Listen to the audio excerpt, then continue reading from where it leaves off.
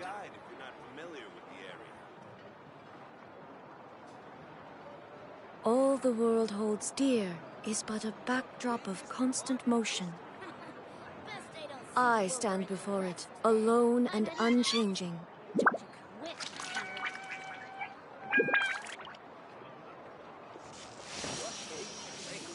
With the mixing process if you don't keep your voice down.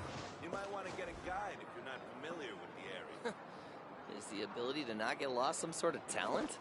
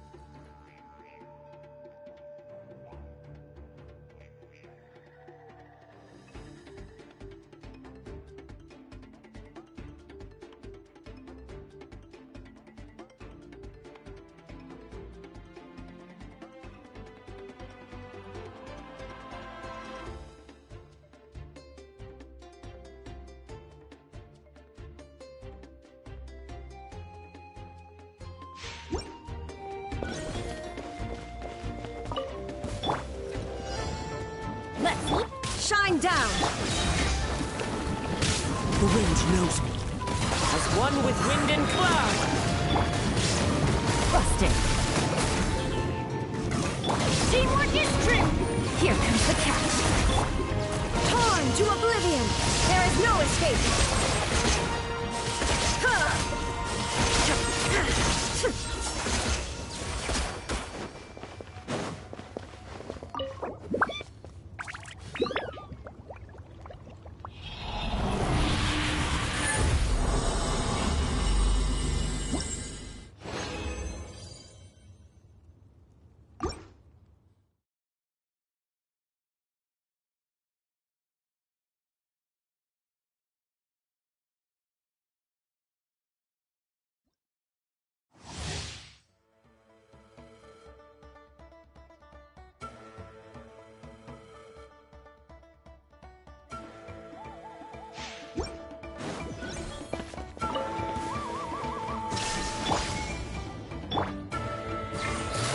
Quietly now.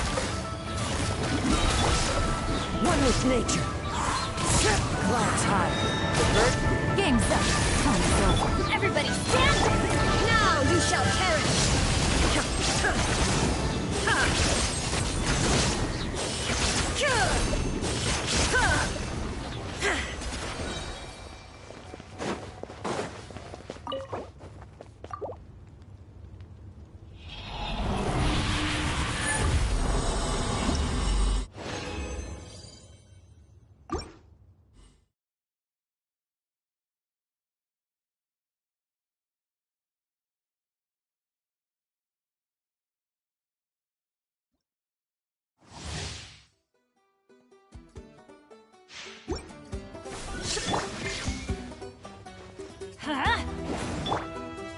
Busted.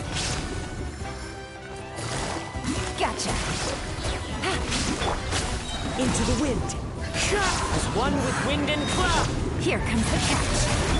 Torn to oblivion!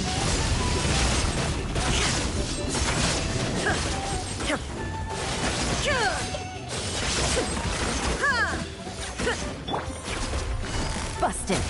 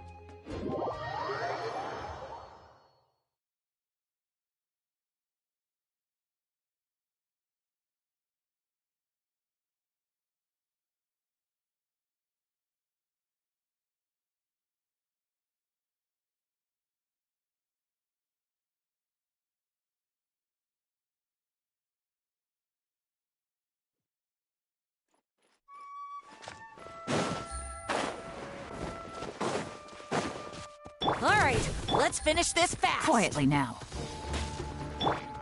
The wind knows me.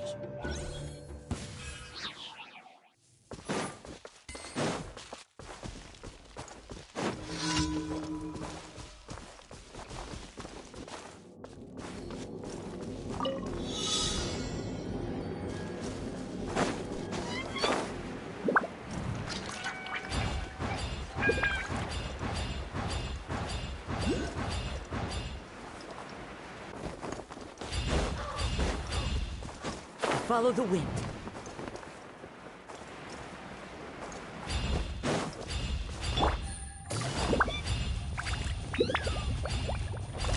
Gotcha!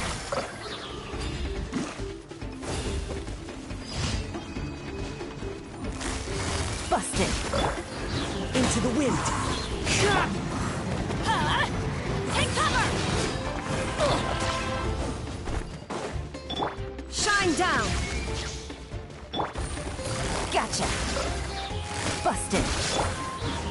with nature.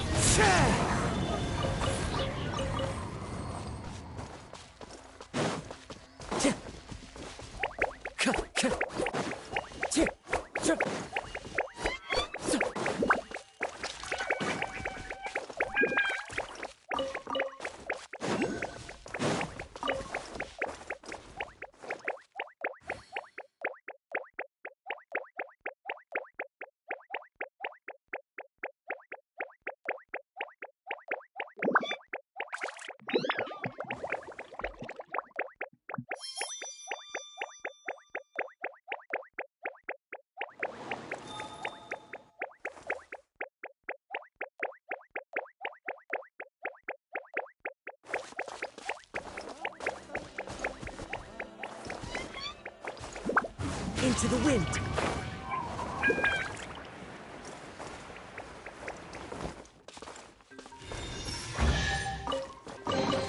Brings a smile to my face.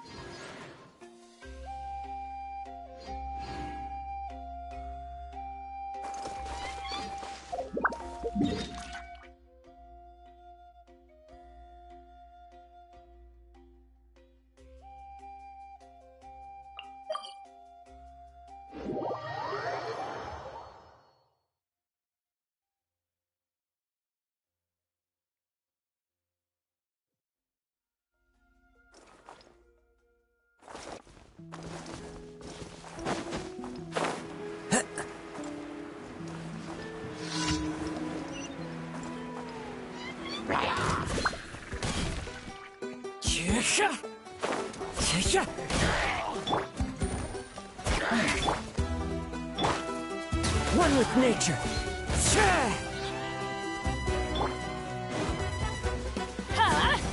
Out of the way!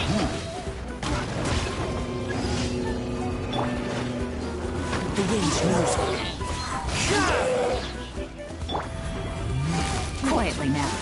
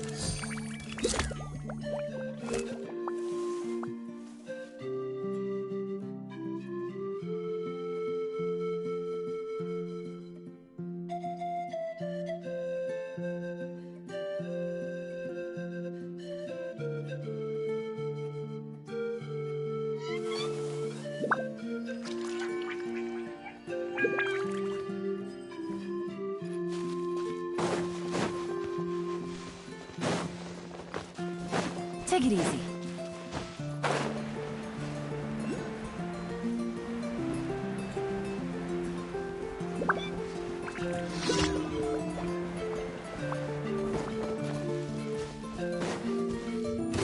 Show me your moves, shall we? Gotcha.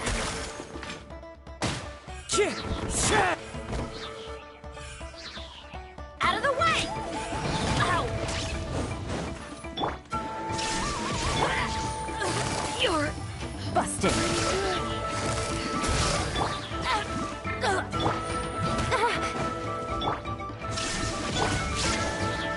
Get out of here! Rain of bullets! One with nature.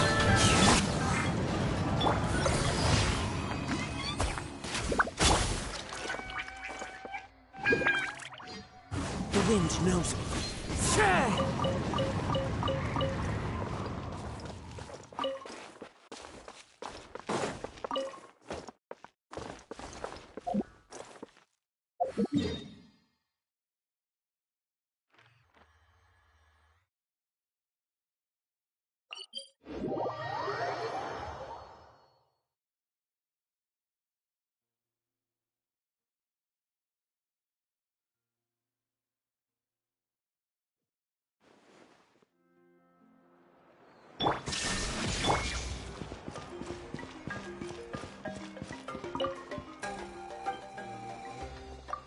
Thank you for completing today's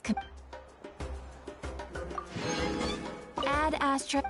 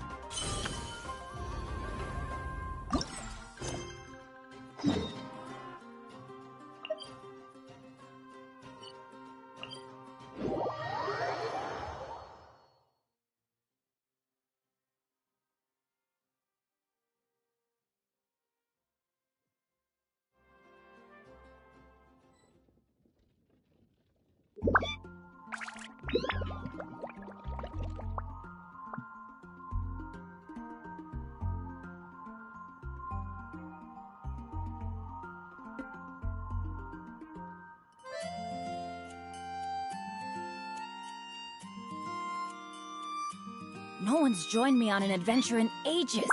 Come on, let's go!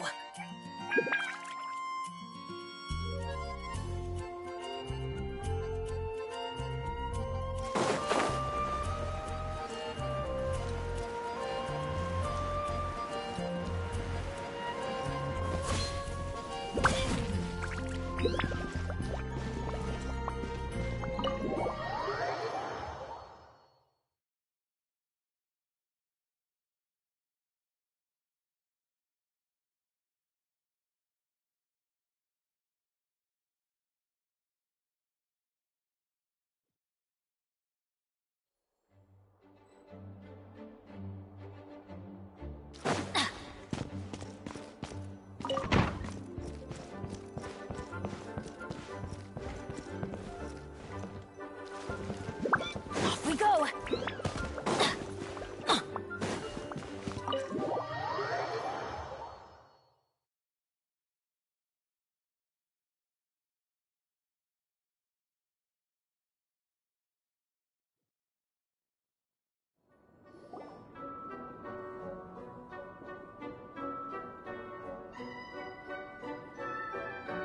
Huh? What's a place like this doing in a library? Could this be the restricted section Lisa mentioned? Doesn't quite feel like it, though.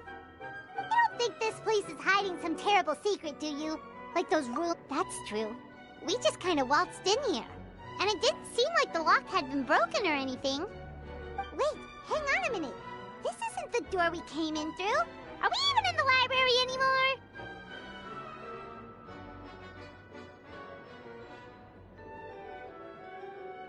You think?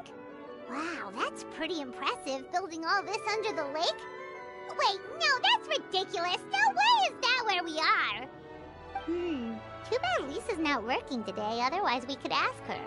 Well, we're here anyhow, and this place doesn't look too dangerous. Why don't we just take a look around? New places are meant for exploring, after all. You gotta try all kinds of new things to become a good and experienced guide. Ooh, look, a stuffed wolf toy! So cute! It's so fluffy and soft. Huh. Wonder who left it here.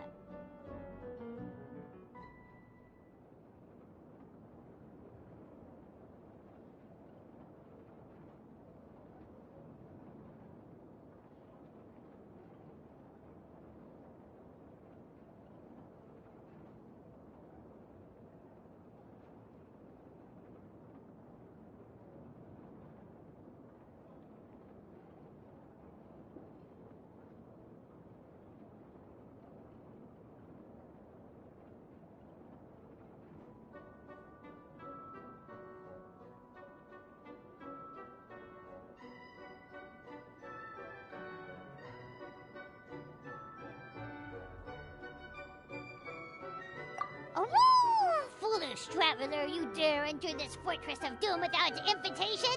Prepare to be eaten alive! We should probably just leave it here for now. This place is huge, so let's keep on exploring!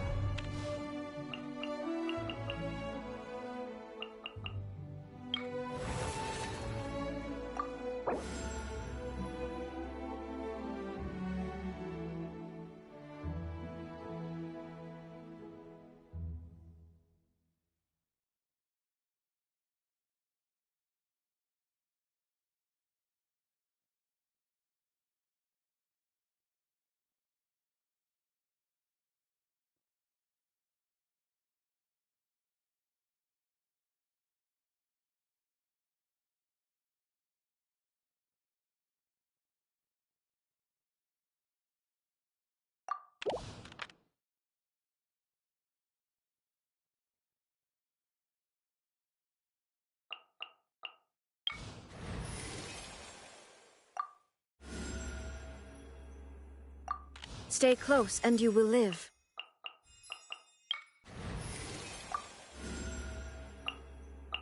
I won't hold you back. Much.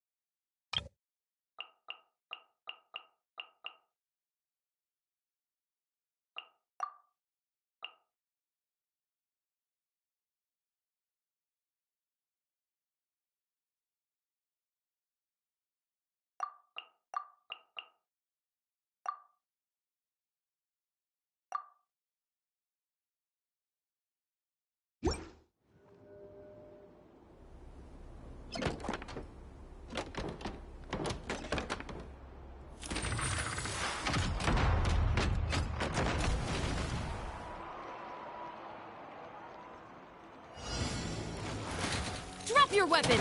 Hands where I can— Oz, reveal thyself! As you wish, main Fräulein. Scrubs its color! Scatter! Bah! It's nothing.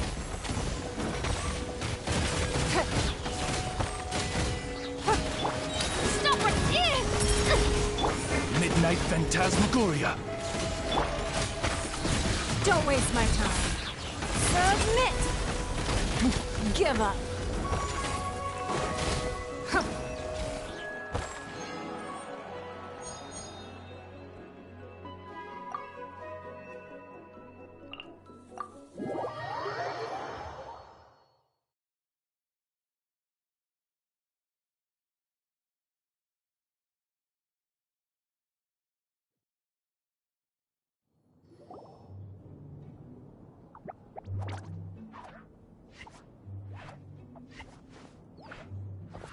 Oh no! Sorry! I've been waiting here for the longest time and nobody came. I was only planning to rest my eyes for a bit, but the sofa was— But I can talk! Sure can! Talking is one of the things I can do. Alright, so— greetings, my dear guests. My name is— Wait. What's my name? Not sure we can help you with that one, buddy. Huh?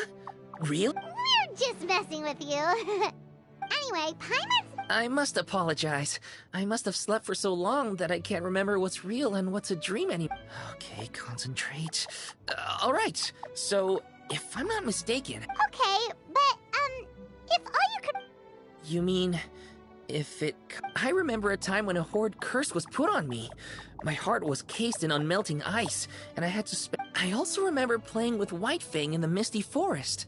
We chased golden butterflies, and I'll never forget marching in that celebratory procession with the other troops, being showered in confetti as I excitedly waited for Her Majesty the Queen to bestow her honor upon me. To me, all these events are indistinguishable. From now on, and I found myself here.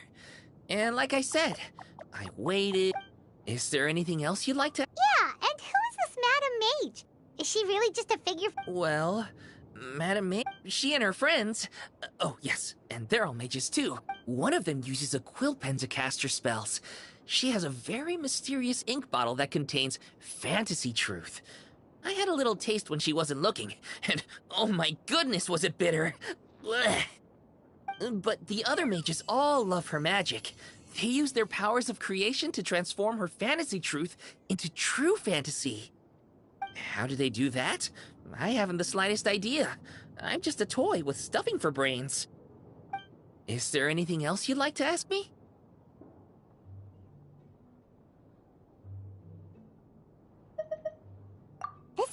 getting more confusing by the second. But Wolfie seems alright. So, we should be fine, right? Besides, our goal is to set foot in every corner of Teyvat. And the courage to boldly go where others dare not to tread is what will take us there. Wow, what a wonderful line! Spoken like a true adventurer! You bet! We're the real deal! Is that so? Well then, I'd better make sure I do my duty as concierge of this place. I hope this can be somewhere for you to rest and recuperate when you're weary, so that you can embark on your next adventure refreshed and renewed. Come back here anytime if you get tired. I'll be sure to take good care of you.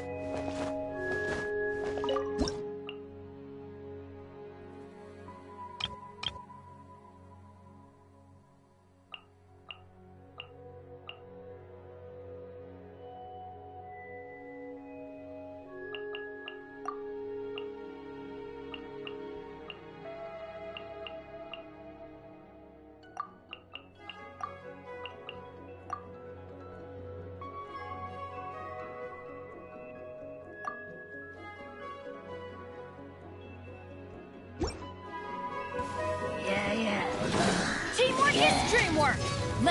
Don't waste my time. Bye. Give up. Delicate as silk. Overruled.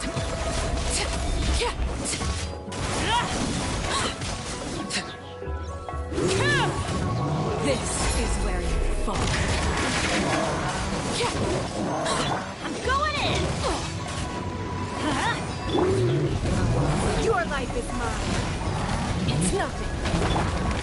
Scrub the color. Scatter! Witness my rise. Laid bare.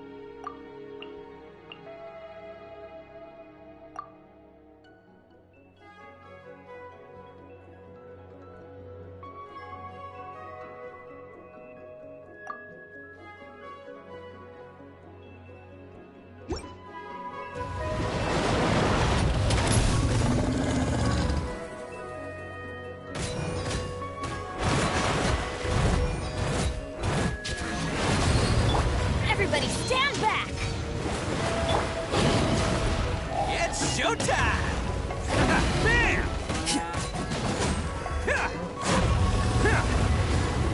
Can't catch me!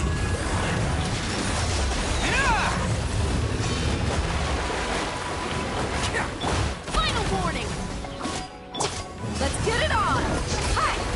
Ha! Cha! Ha! Yeah!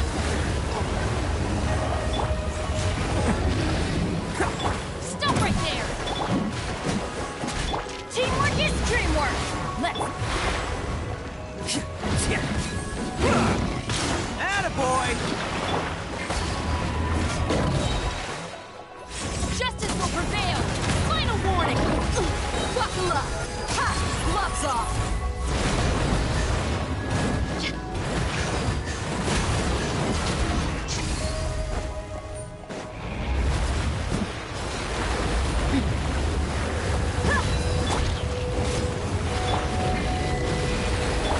Drop your... Stand down! Everybody stand back! Bam! Who wants some of this? Cha!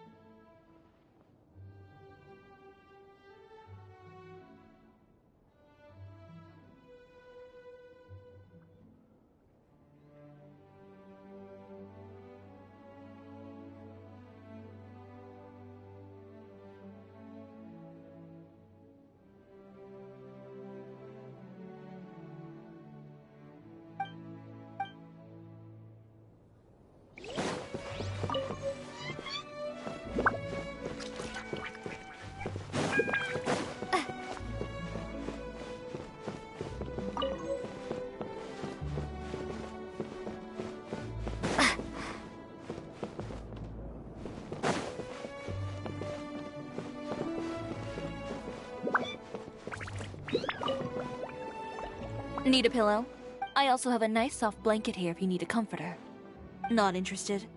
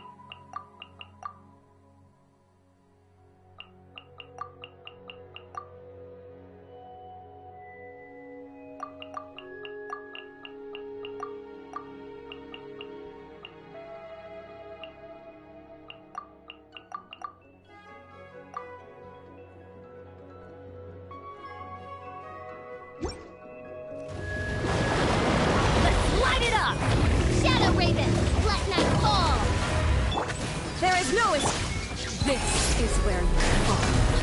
Overruled.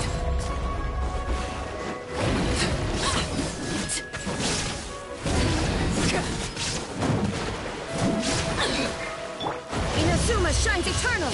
Illusion shattered.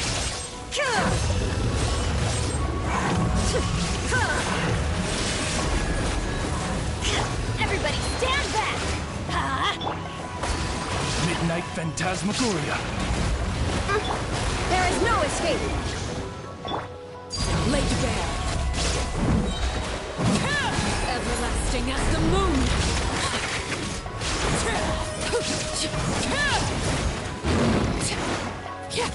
I'm going in! Let's light it up! Torn to oblivion. Shine down. As you wish, main Fräulein.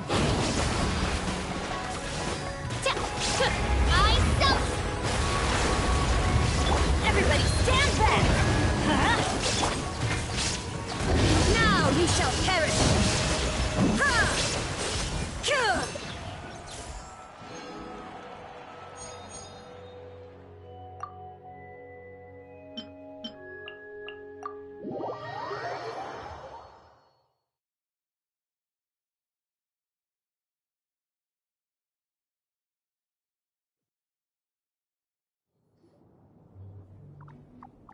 Bravo! Bravo! Another spellbinding performance! Are you interested in learning any new thespian tricks? Friendship is a wonderful thing, Yep, gotta love friendship. Anyway, are you sure? as long as you believe the thespian... I believe you're And... Yes, completely! I enjoy watching your performances, so it's well worth it as far as I'm concerned. But...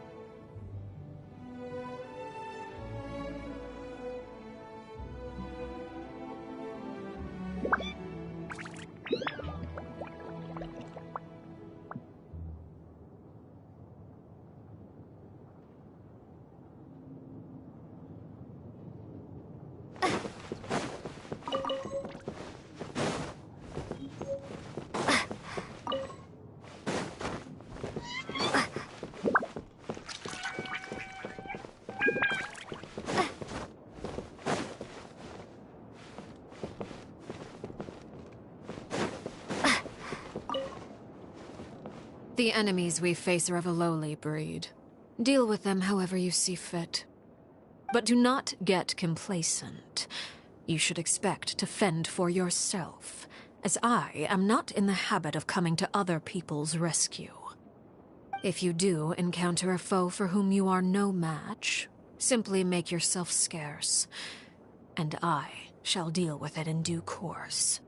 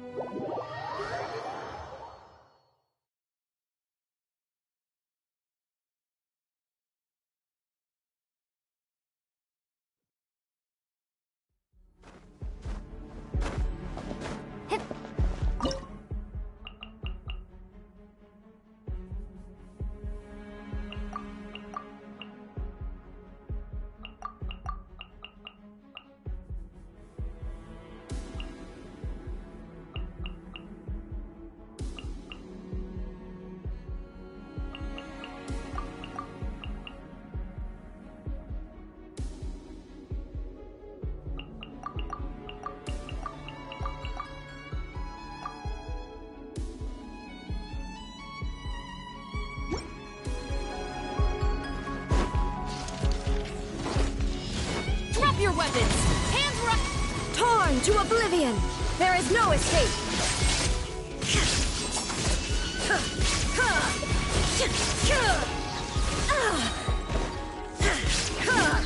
You asked for it!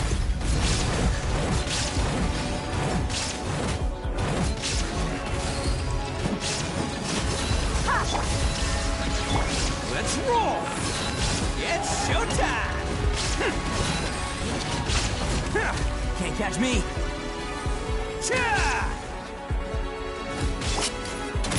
Justice will prevail!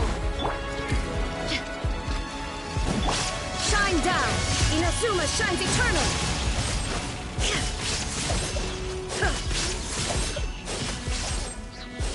You're dead meat!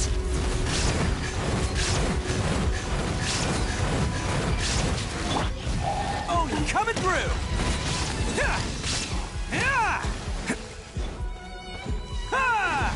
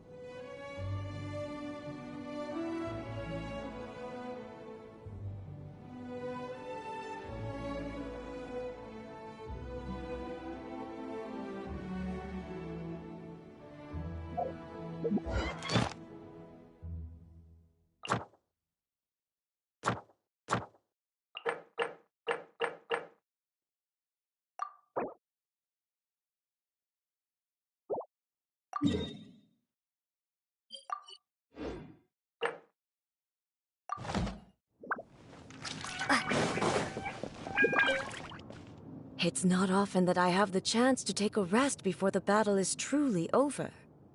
I keep asking myself, can I really afford to take a rest yet? And if there are still monsters that have not yet been vanquished, the answer is no. I cannot stop now. You'd like to join me in a moment of meditation? Oh, all right. Close your eyes. Now, join me in turning your gaze inward.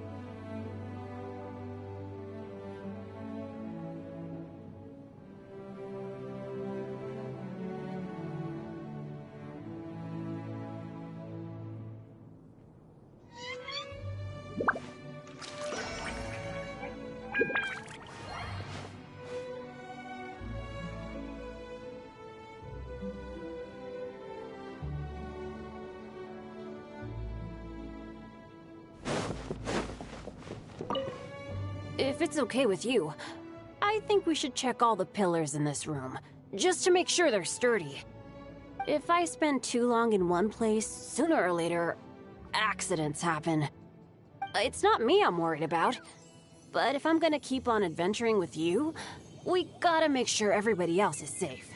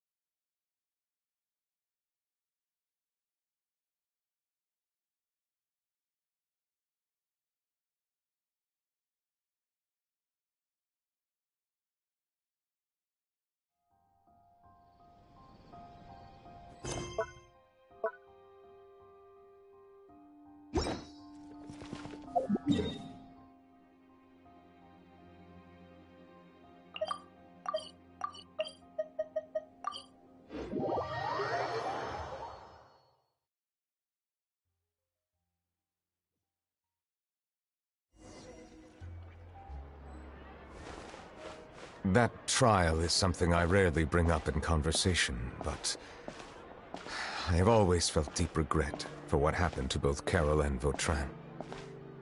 The words he spoke in court often replay in my mind, as if urging me on to do something. But Risley said he never resented.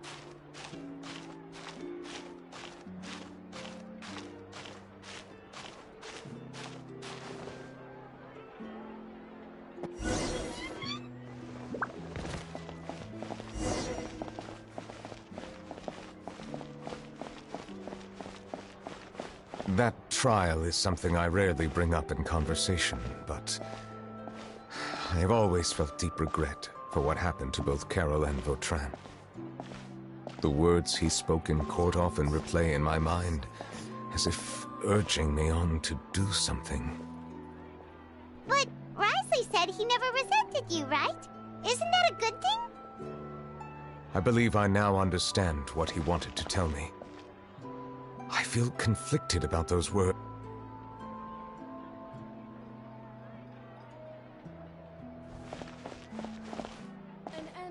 I would like to hear your thoughts, too.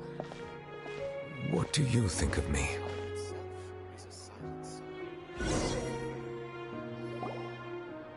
Paimon agrees with everything Risley said. As Chief Justice, every single one of your trials makes an impact on Fontaine. What do you think, Traveler? Hey, any comments? What I really think is, every trial you've ever judged has left its impression on you. And that's what makes you who you are today.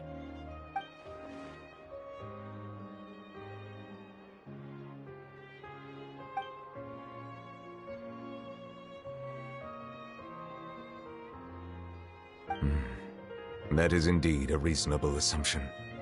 As I said, I find it difficult to express my emotions because I cannot fully understand myself. But I trust your judgment. Since some time ago, I have begun to notice the changes that have occurred upon my person. These changes were not due to any specific occurrence, but emerged as a result of time itself. I will try to contemplate this further. Thank you both.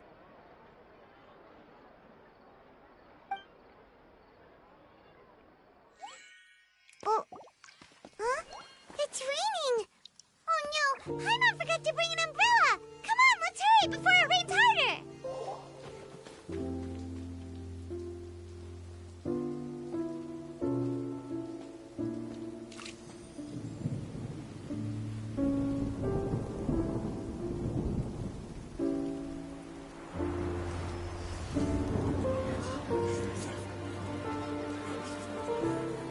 It's raining again? I've had enough of this weather. There go my travel plans. Did you read the news this morning? Quick, put away everything on the clothesline. When is this rain going to stop? Hydro Dragon, don't cry!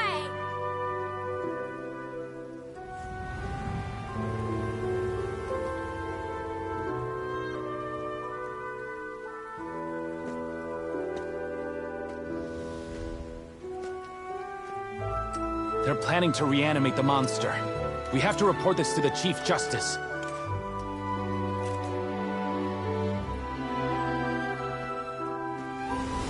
The Fortress of Meripede. It's a good place for me.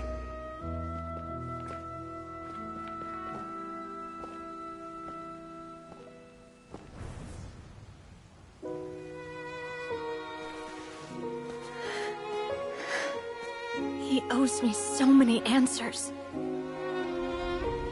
Nervulette? You could say he's the real symbol of Fontaine's justice. Watch him closely. He could be trouble.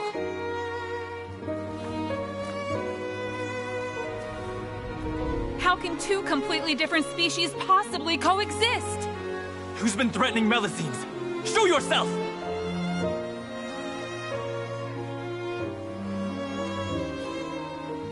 You will see much in the human world, from the delightful to the depressing.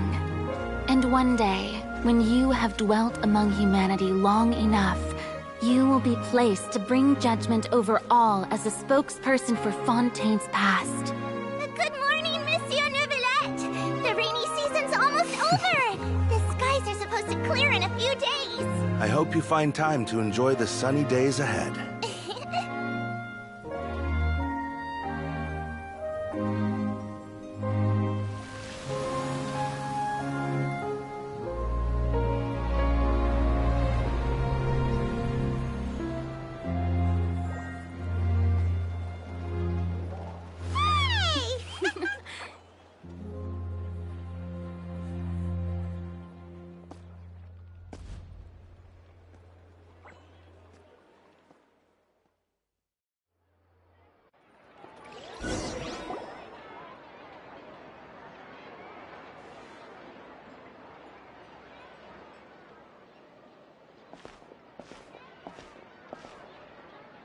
Is the matter resolved?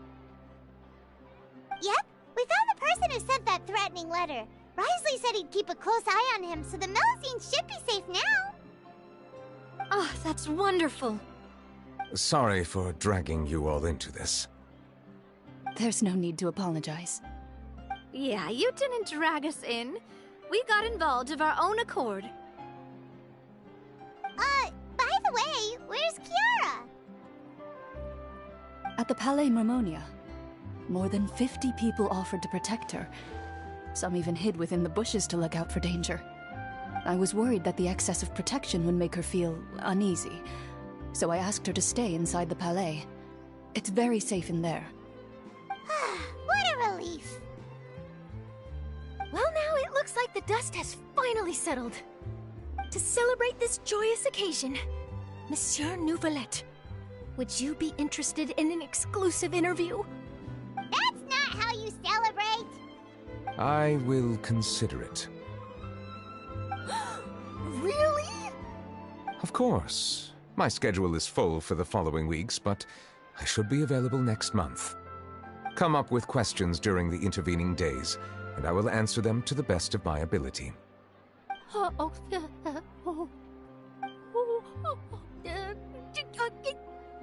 Yes! Thank you so much, Monsieur! Now, if you'll excuse me, I must head back to the Palais and issue a communiqué to publicize our investigation results. I hope it will assuage the concerns of all.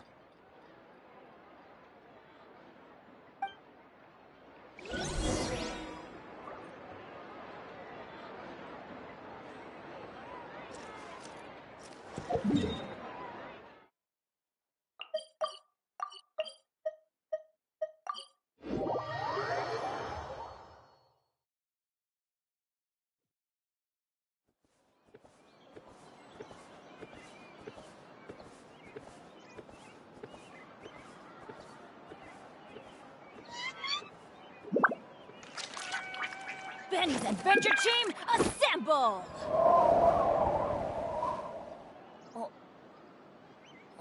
Welcome to Palais Mermonia. Or not.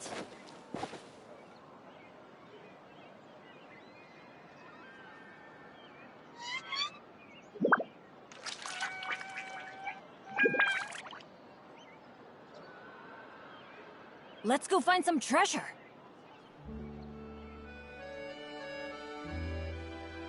I hope the weather's nice like this tomorrow as well.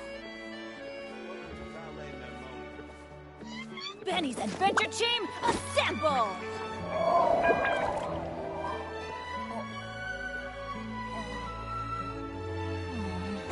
not.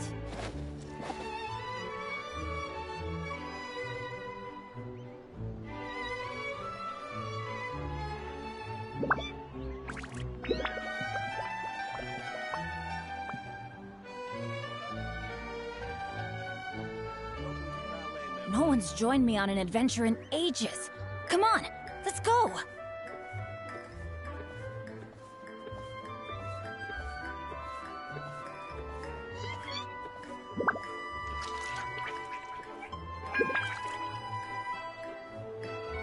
Benny's Adventure Team, assemble!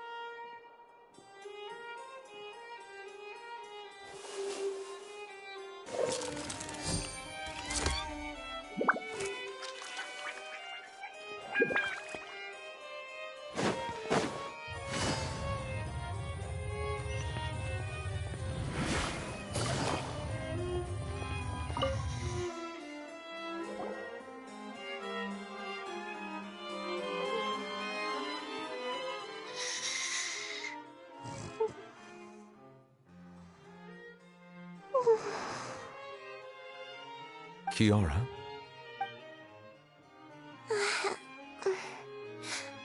Monsieur Neuvillette? Sorry, I accidentally fell asleep. It's quite all right.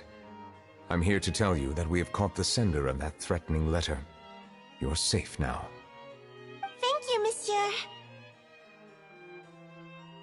And thank you too, Traveler and Big Sis Paimon. Everyone's been so nice to me, so I've always felt really safe. Do you remember Domenico? He was the sender of that letter. Let me think. I can't remember. My memory isn't that good, so I easily forget things. By the way, I saw Carol in my dreams just now. Where's she gone, by the way? I haven't seen her in a long time. In my dream, she looked really happy. She held my hand and said, "Kiara, our dreams have finally come true." I can't remember what our dreams were anymore, and I don't know why. But I felt really happy too. I can sense your joy. It is indeed a delightful moment. Monsieur Neuvillette, are you happy too? Oh, I almost forgot! Am I allowed to go out now? I promised to model for Alov. Of course. Off you go. See you next time, Monsieur, Traveler, and Big Sis Paimon.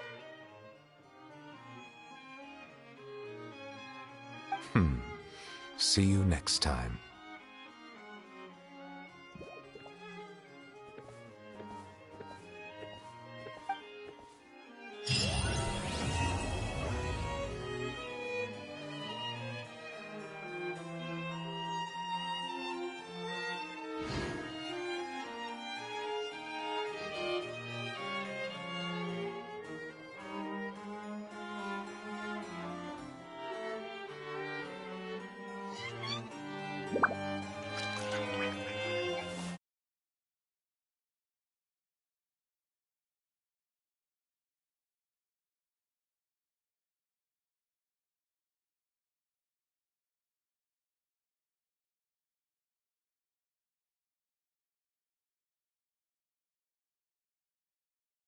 Navigating the world is a whole lot easier with a few different identities to choose from.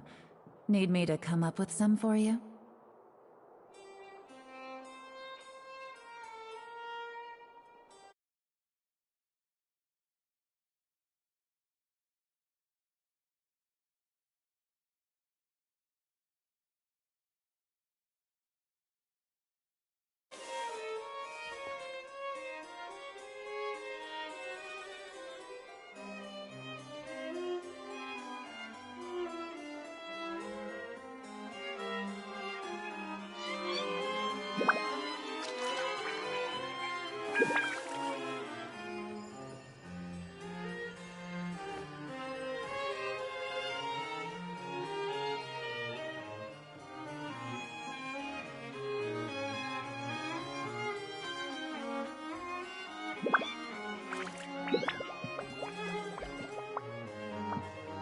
I got a new letter from an informant. Looks like the situation has changed again.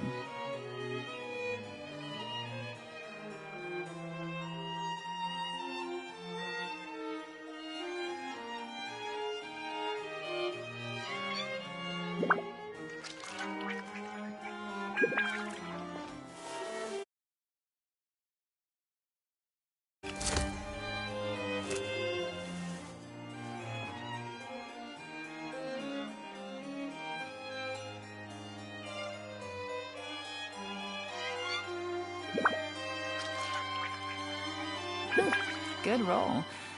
Alright, maybe I'll take one more day off, and knock out the rest of the work once I'm feeling up to it.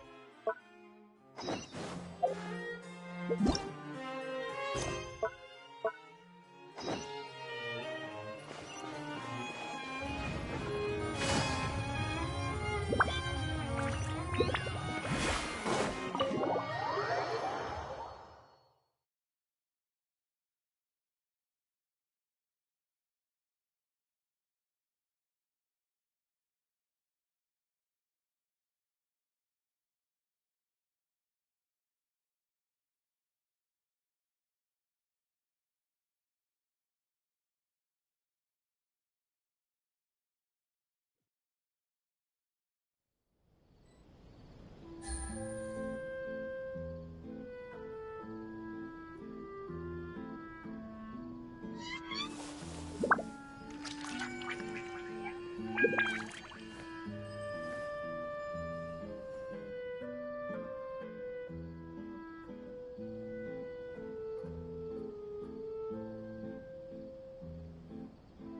have to keep an eye on the deployment of guards at all times.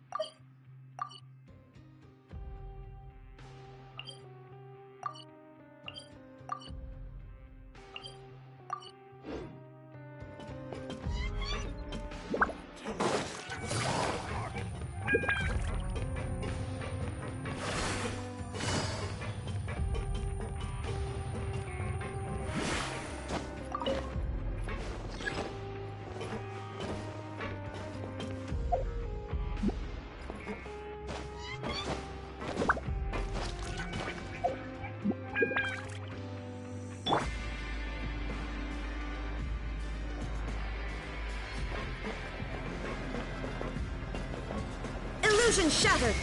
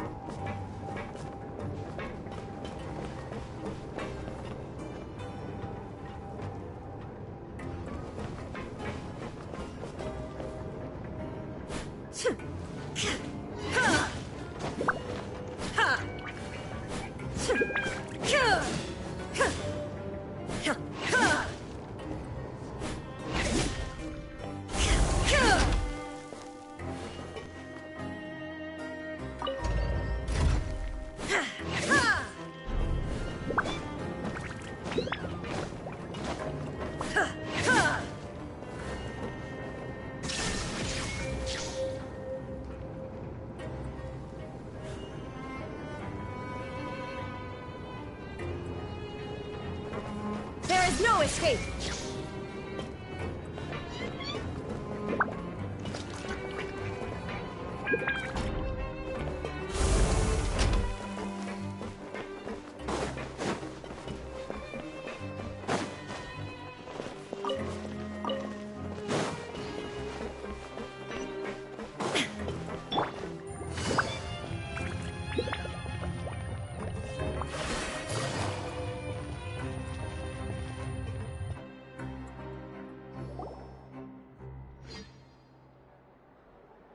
Ah, you're here. Paimon never forgets about meals. Even if the traveler forgets, Paimon will remind her for sure.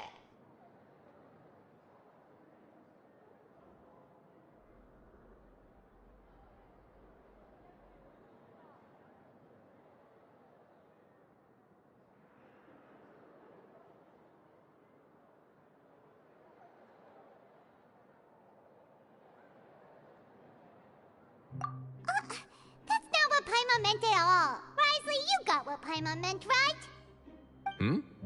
I'm a little confused, actually.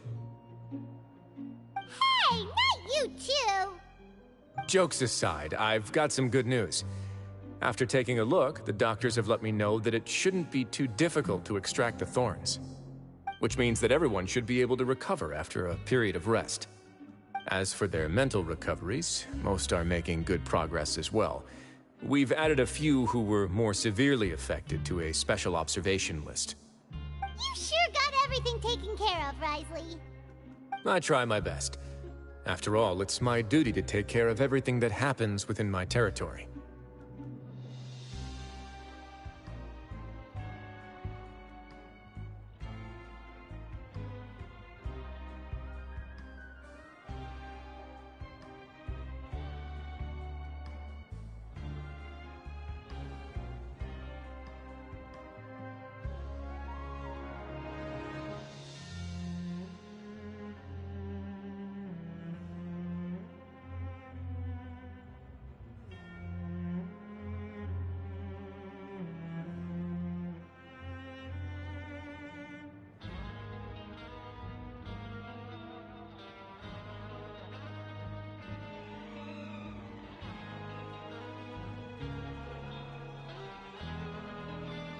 Please, go ahead.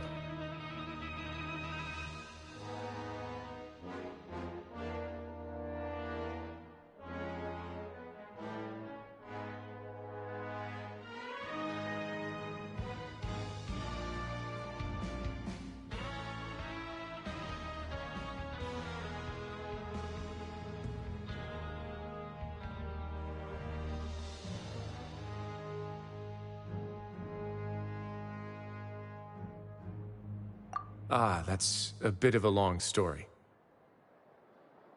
I once had a similar experience. It had to do with the host family I lived with as a child. I was an orphan, adopted by a couple with a great deal of love in their hearts.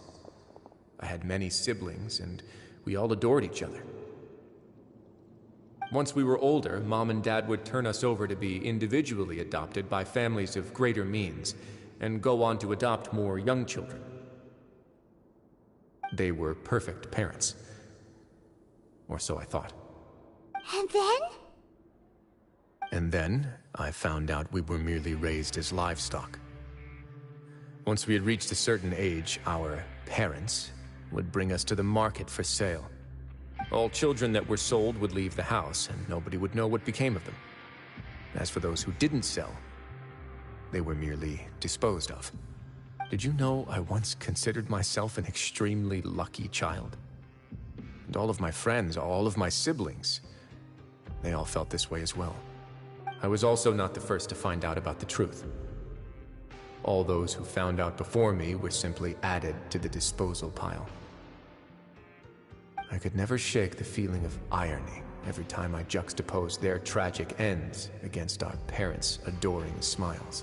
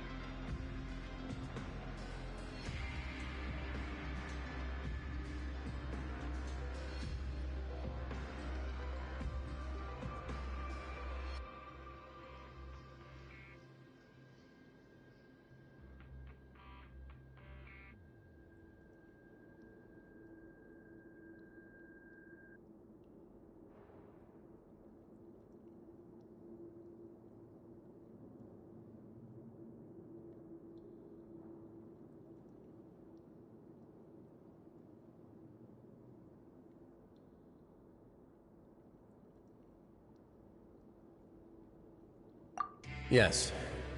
Like the society, my parents created a facade of joy, lied to satiate their desires. and even employed incredibly cruel methods to keep their grasp on power. They did all of that, but never considered how their actions would utterly ruin all the children they took under their wing. Worse, perhaps they never cared about that at all. But I did. So in the end, I killed them and set all of the remaining children free. I was convicted for my crimes and exiled to the fortress of Meropide. Ah!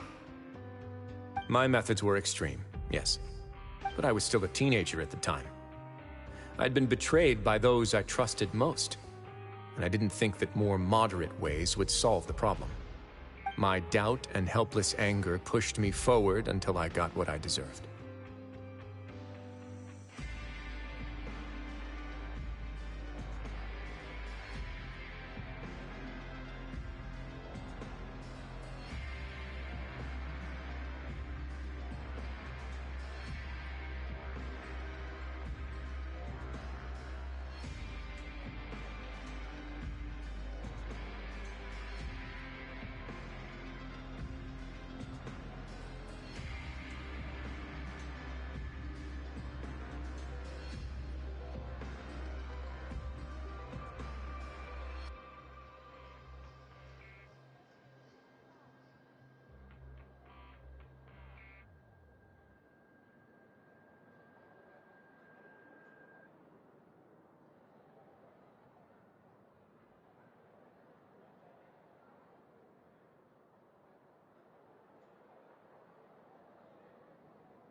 It's all right. You don't have to tell me what you think. I've already committed to this path, regardless of what anyone may say about it. The least I can do is to make sure that the same tragedy will not happen again in my new home. Sorry to disturb you, everyone. Oh, it's Avis and Fasol! Are you two feeling better yet? It was all because you arrived in time. I managed to escape unscathed.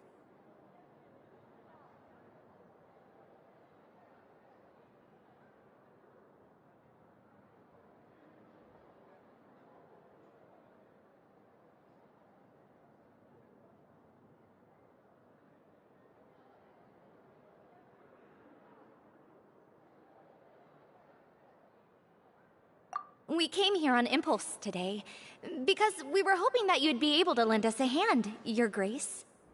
Please, go on right ahead. I'll do my best to help. Within reason, of course. It's... I'd like to be wedded to Avis here at the fortress. You're getting married? Yeah, we met each other through the society and both fell into Dujier's trap. But even during our time there, we never doubted each other. We always believed that Dugier was manipulating us, trying to make us mistrust each other. And after this incident, we've come to believe that we've found the one for the rest of our lives. You could say we managed to make the best out of a bad situation. He didn't abandon me, and I didn't forsake him either. But we're still both prisoners. And we also aren't sure if the fortress is the best place to host something so celebratory. So we are just wondering, is our request a bit too out of line? You're right in that the fortress has never hosted a wedding before. But that's no reason to say no, is it? I'll help you make the arrangements. If you need anything special shipped in from the surface, just say the word. Oh, we can't thank you enough, Your Grace. We are actually also planning to stay here after the conclusion of our sentences. Yeah, we've already made tons of special memories here. So now, it'd be too hard to leave. And we have full confidence in the fortress's future with you at the helm, Your Grace. Your trust is the highest form of praise. Hey, loosen up a bit! Shouldn't you be the happiest man in Teyvat to hear that people would like to stay of their own free will? Yeah. I'll always take a genuine expression of faith over any obligation to obey.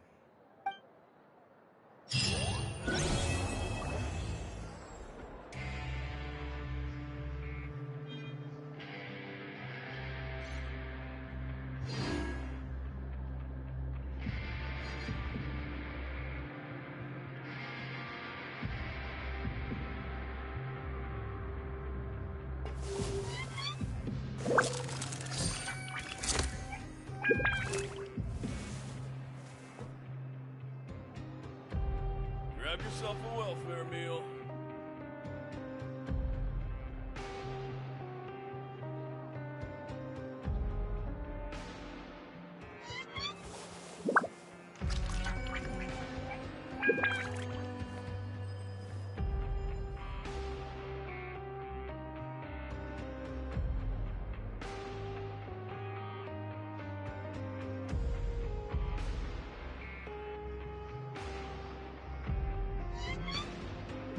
Grab yourself a welfare meal.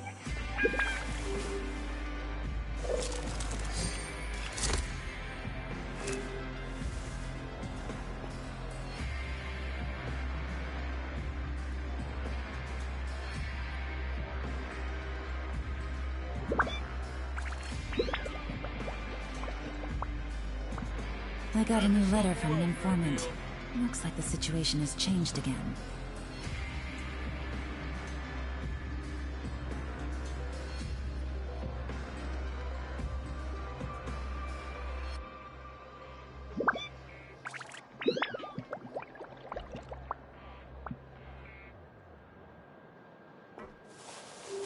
Grab yourself a welfare meal.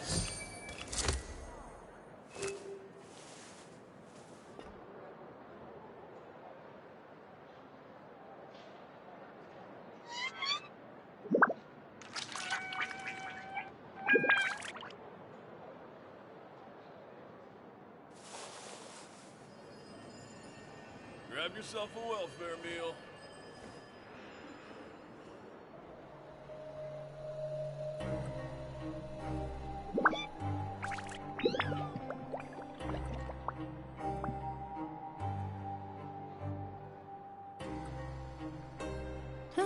Good roll.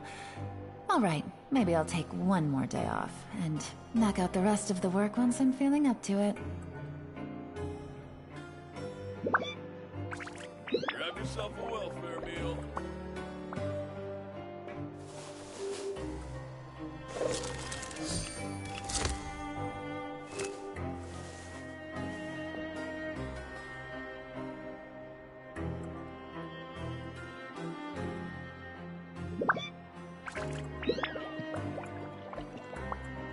Grab yourself a welfare meal.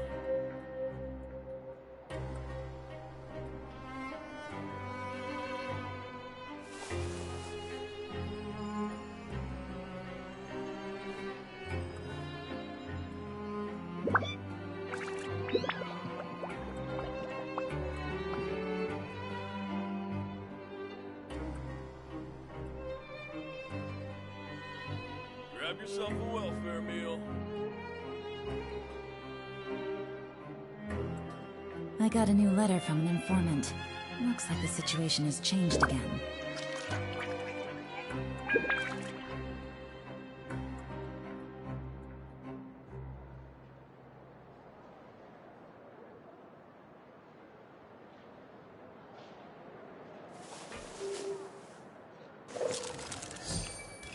Grab yourself a welfare meal.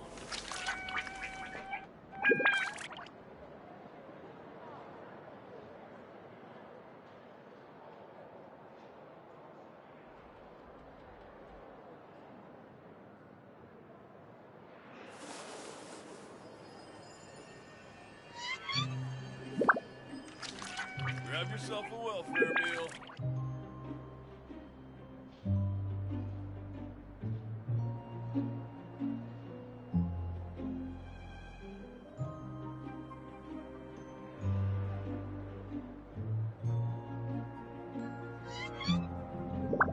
Navigating the world is a whole lot easier with a few different identities to choose from.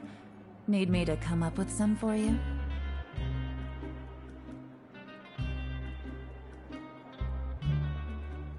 Grab yourself a welfare meal.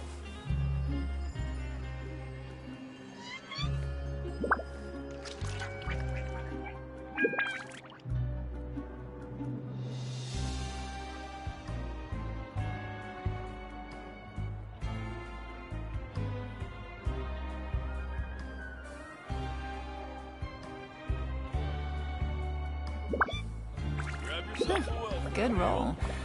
Alright, maybe I'll take one more day off and knock out the rest of the work once I'm feeling up to it.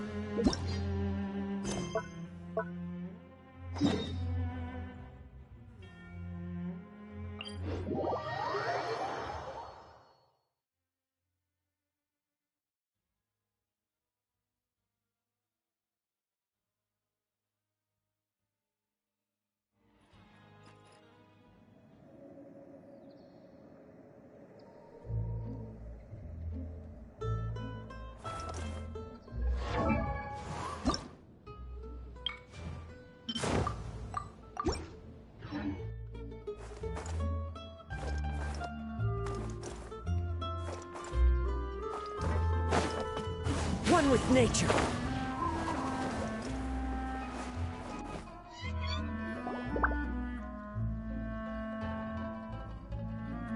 Boss, you're back! Traveler in Paimon, welcome back to Poisson.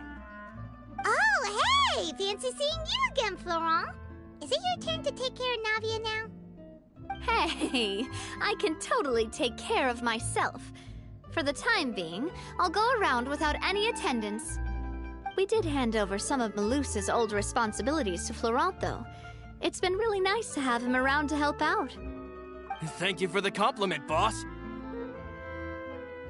As you see, I've been working closely with the boss on rebuilding Poisson. Mr. Malus was an extremely capable and respected member of the Spina. I've got some really big shoes to fill. All right. There's no need to be so formal. Everyone's practically old friends by now. Were you waiting here for me? Did we manage to make any progress on the statue? Yeah, we contacted a sculptor about the job, but they can't get started on sourcing a correctly sized block without knowing the design that we want to use first. You're commissioning a statue? So basically, we've been meaning to commission a statue of my parents in commemoration of everything they've done for the Spina and the town of Poisson.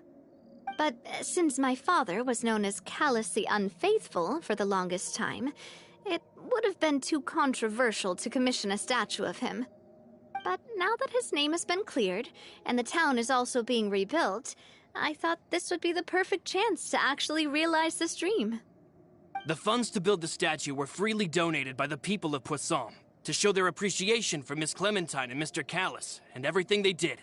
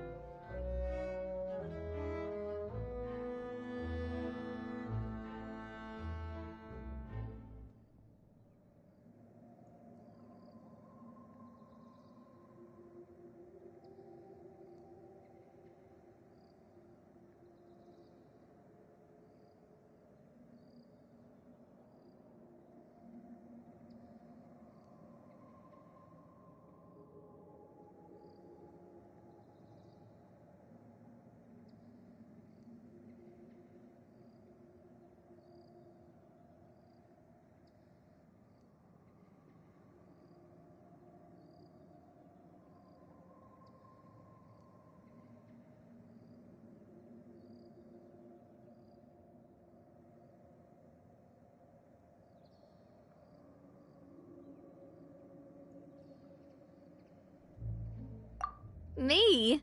I'm just the newbie president that's running around and causing everyone trouble. Maybe we can have this conversation again in a few decades, once I've done more for the town and the people. Hey, there's no need to be so humble. Didn't you just help save the entire country? I agree wholeheartedly. I also believe that Boss should have a place on the statue. Hey, if you keep inflating my ego like this, I might just float off into the sky with my parasol. Just kidding. There's no way that I'd accept that kind of compliment at face value. At a minimum, I'd have to match what my father did for the people.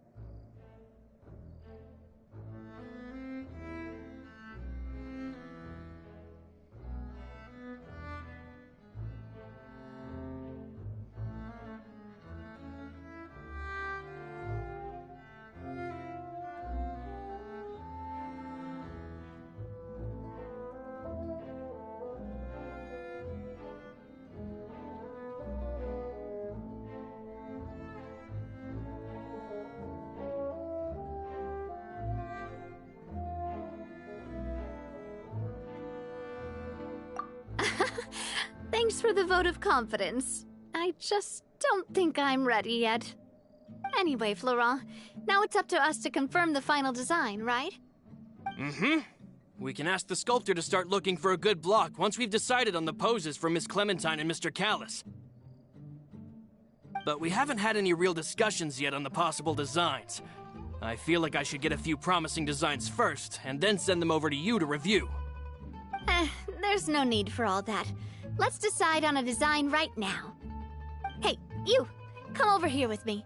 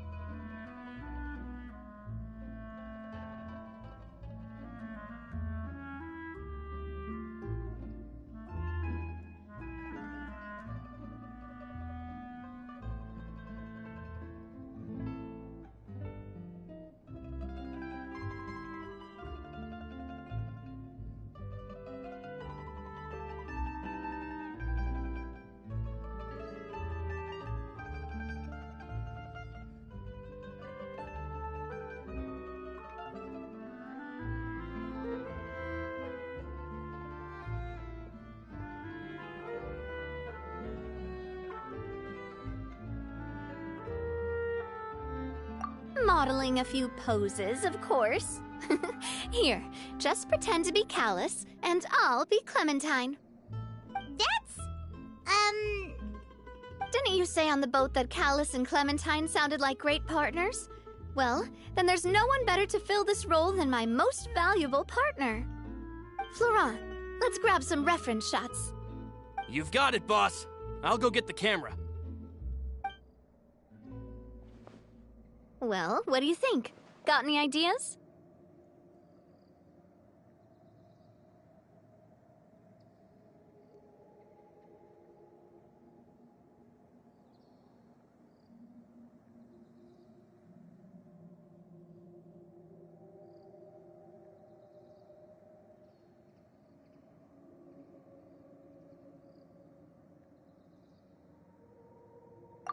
Well, I've actually discussed it a bit with Florent before, but I could never come up with any fresh or original ideas.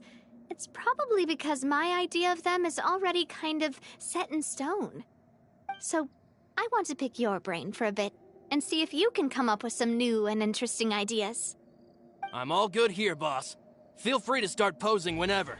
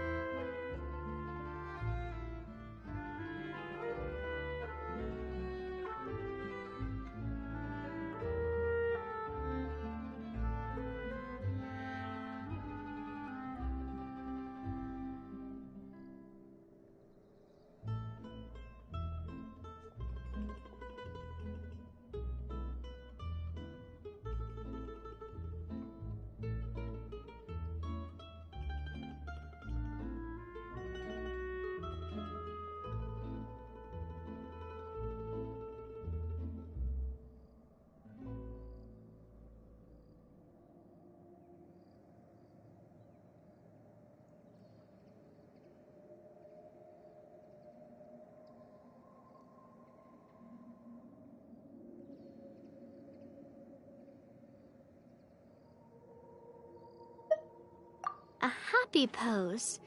You mean something like we were laughing together at a funny joke?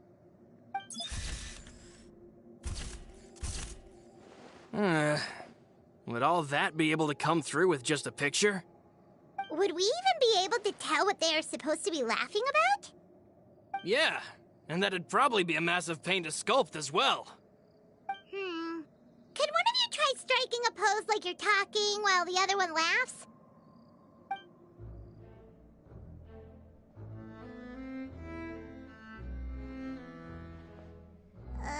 That actually sounds pretty hard to pull off. Forget it, let's try something else.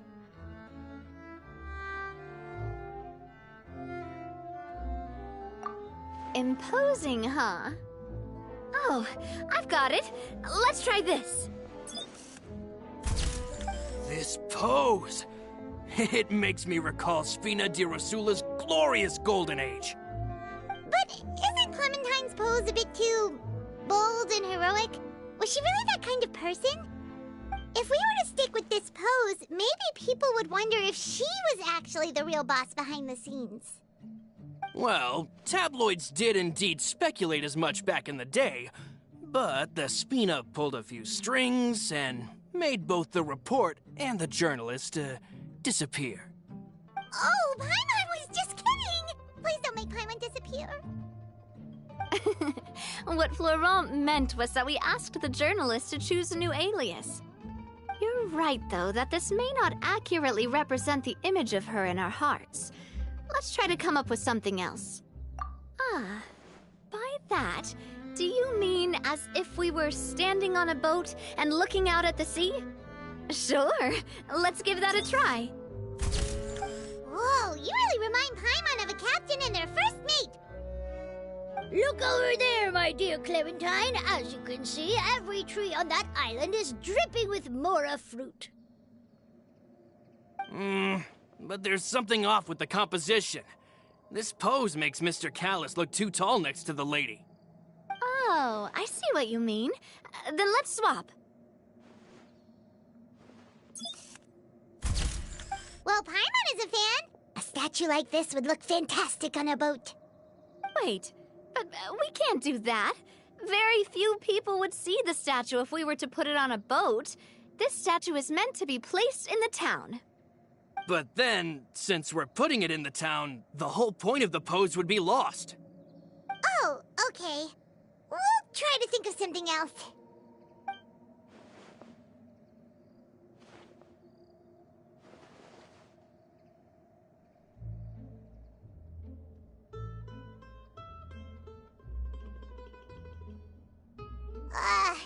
We tried a bunch of different ideas, but none of them felt right.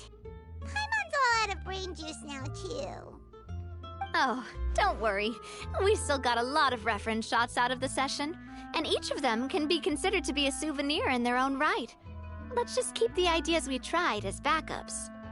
Man, if I knew I was going to do a photo shoot with the Traveler, I would have prepared a lot of outfits and props ahead of time. Oh, outfits! Oh, that's the errand I forgot back in the city. Do either of you still remember that girl? The girl I went to see with you two. Her name is Adele.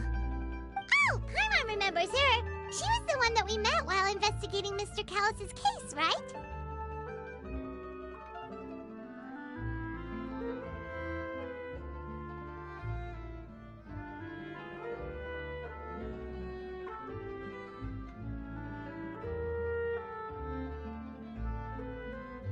Yes, that's exactly who I'm talking about. So, after the case, she was finally willing to talk to me, and she told me that she wanted to join the Spina too. I said that it's fine, but young children are not allowed to join the Spina. She will just have to wait a few years, and then we'll welcome her with open arms. Since she's still a child, though, she thought I was just trying to let her down gently. But how could I get her to believe that I meant what I said? In the end, I came up with an idea. I'd have a Spina uniform made and give it to her as a gift. But I got so busy and distracted in the city that I forgot to pick the uniform up. So I did forget something important after all. Don't worry, boss. I can send someone to pick it up right away. On the matter of the statue, we should still come up with a few more ideas for the design. I'll have to trouble you to source some for me. We could have just done that from the start.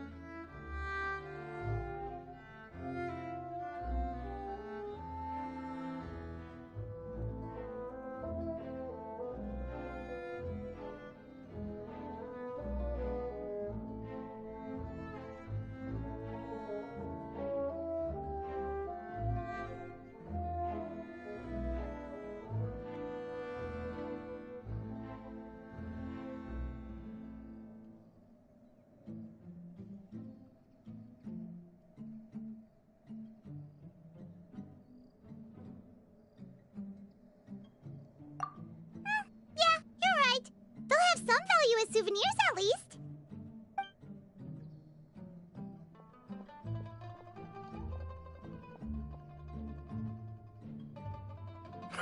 Navia! Florent, guess who's back?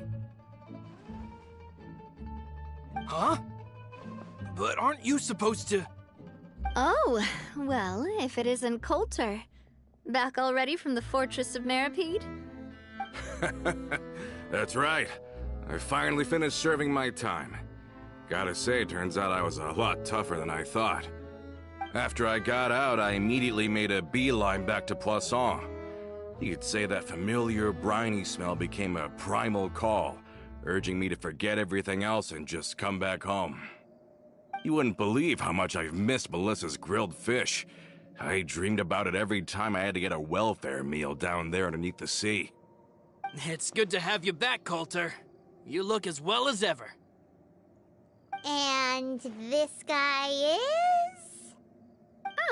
Let me introduce you. This is Coulter, another of Spina di Rosula's members. He was found guilty and sentenced to the Fortress of Meropide some time ago.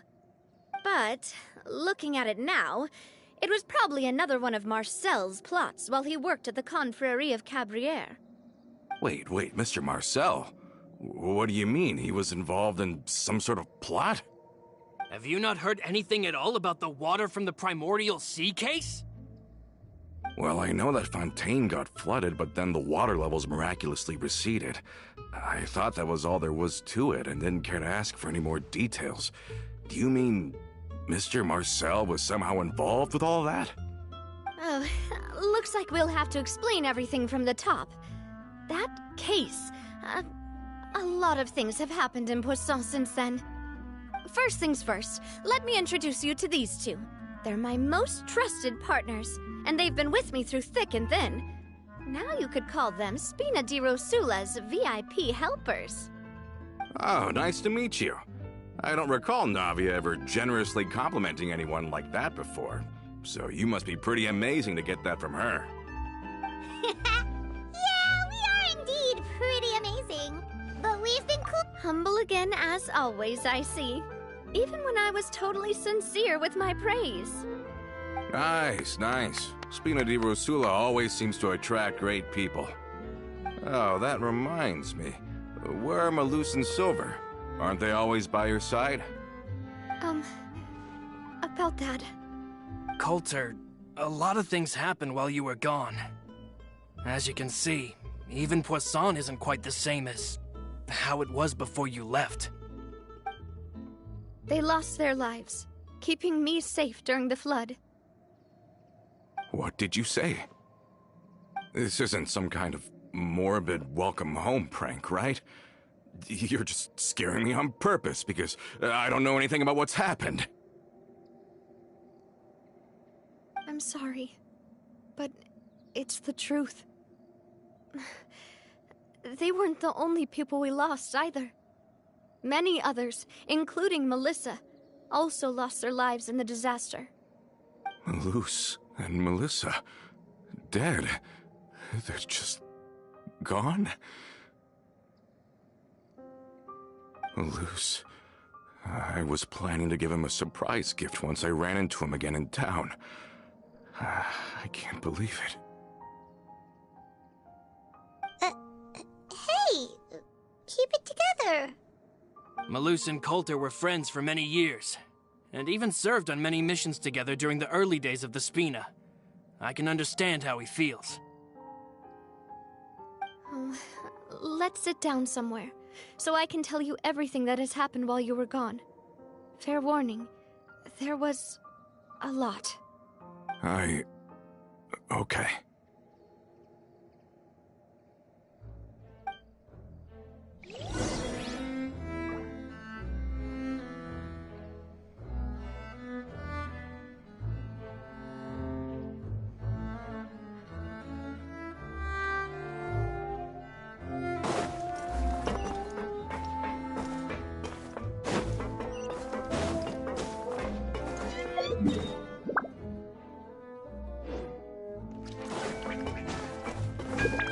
Follow the wind.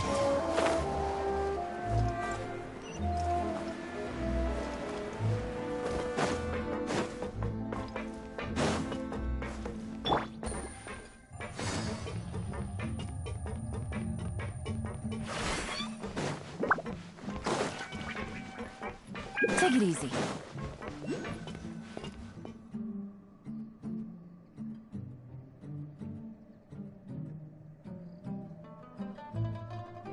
All of this, it's unbelievable.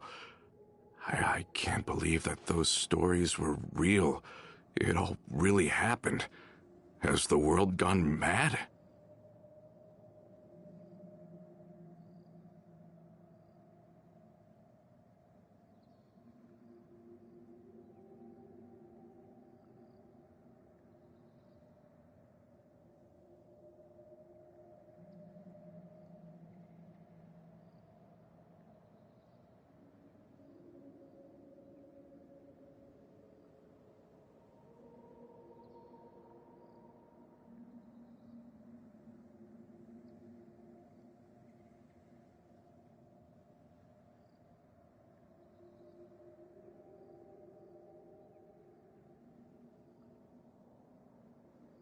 I think you and I both feel the same way about the profound tragedy of Malus's loss. And the sheer depravity of Marcel's actions. I thought Mr. Marcel would always stand by the Spina. Everything he had, the Spina gave to him. It's unconscionable to have received all that, and yet still plot to kidnap and dissolve you for his insane research. The good news is that the Confrérie of Cabriere is no more. Gone with them too is the entire synth manufacturing and distribution network. We finally closed the curtain on that long struggle. Are you sure? But if Marcel wanted to rebel against us, he probably sent word in secret to Romeu. Romeu? Huh. Not a name I've heard before either. Florent should remember him. You see, there was once a major internal dispute regarding funding the construction of the Aquabus lines. Romeu was the leader of the faction that thought such a vast sum of mora would be better spent improving the town of Poisson. But Mr. Callis believed that an opportunity to collaborate with the court of Fontaine and the Fontaine Research Institute was hard to come by, and would allow us to build many valuable relationships. Not only would the Aquabus be a good business investment, it would also boost our reputation among the general populace, eventually paying us massive dividends down the line. But the two couldn't come to an agreement. Romeu ended up taking a lot of people with him when he left Spino di Rosula altogether, and the split was on extremely bad terms. Ugh. And with Papa's stubbornness, I can definitely imagine how it must have gone down. And of course, when he was suffering the slings and arrows of outrageous injustice, those relationships that he spent a fortune to build didn't help in the least. Yeah, you could say it was the price he paid for sticking to his beliefs.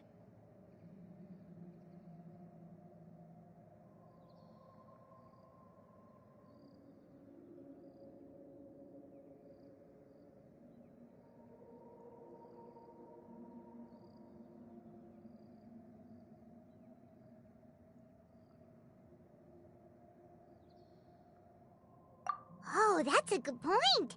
If Callus was really as stubborn as you say, then wouldn't he have argued with the rank and file all the time? Oh, yeah. It eventually became a thing that just happened on every day that ended with Y. But Navia, boss, you might not know this, but he wasn't always like that. He used to be a lot better with taking counsel. With him listening to our advice, and Ms. Clementine also frequently on our side, it was pretty smooth sailing for a good many years. But on the matter of the Aquabus, even Ms. Clementine completely stood by Mr. Callus's side. Huh. I never knew. But from my perspective, Romeo's position had a lot going for it. Couldn't they have sat down and talked it out? I think the Aquabus was just the straw that broke the camel's back. On that topic, they eventually came to a rather radical conclusion. They believed that Miss Clementine lost her ability to serve as an impartial mediator when she became pregnant with Callus's child. So, they thought she had betrayed them? But that doesn't make any sense. Before she was their mediator, my mother was also her own person, and a member of the Spina. She should have the right to take any side she wished. Yeah, but to them, even taking a side was betrayal enough. They felt like their voices could no longer be heard once their sole mediator had gone over to the other side.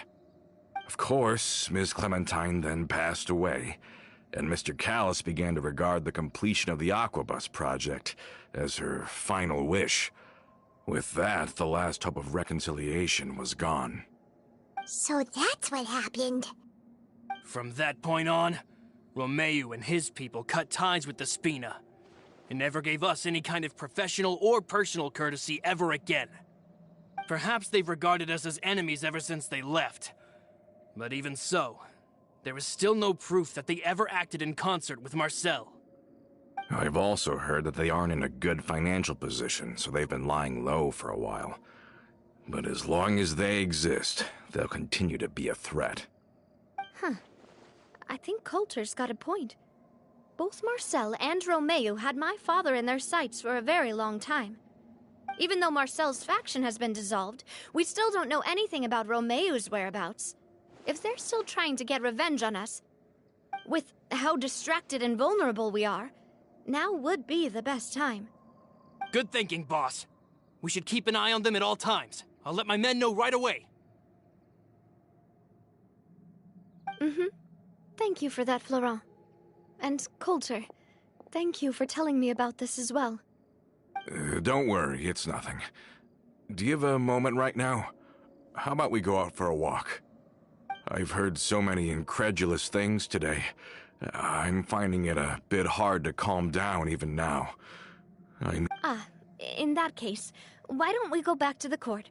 I can pick up Adele's uniform while we're there as well. It'll save Laurent's guys a trip. Want to come with me again, you two? You don't mind, do you, Coulter? Of course. That's fine by me. Then let's go! Paimon feels like a lot's hinging on this visit.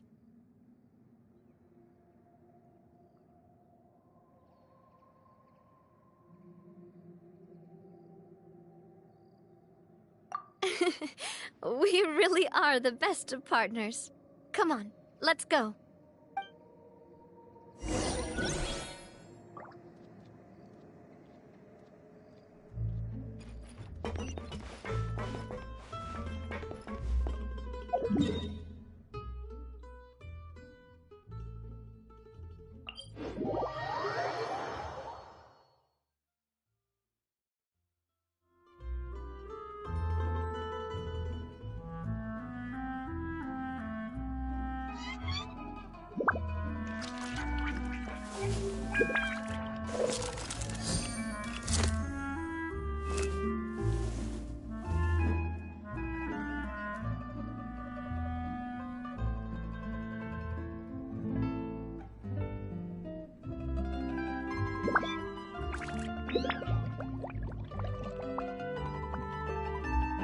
Navigating the world is a whole lot easier with a few different identities to choose from. Need me to come up with some for you?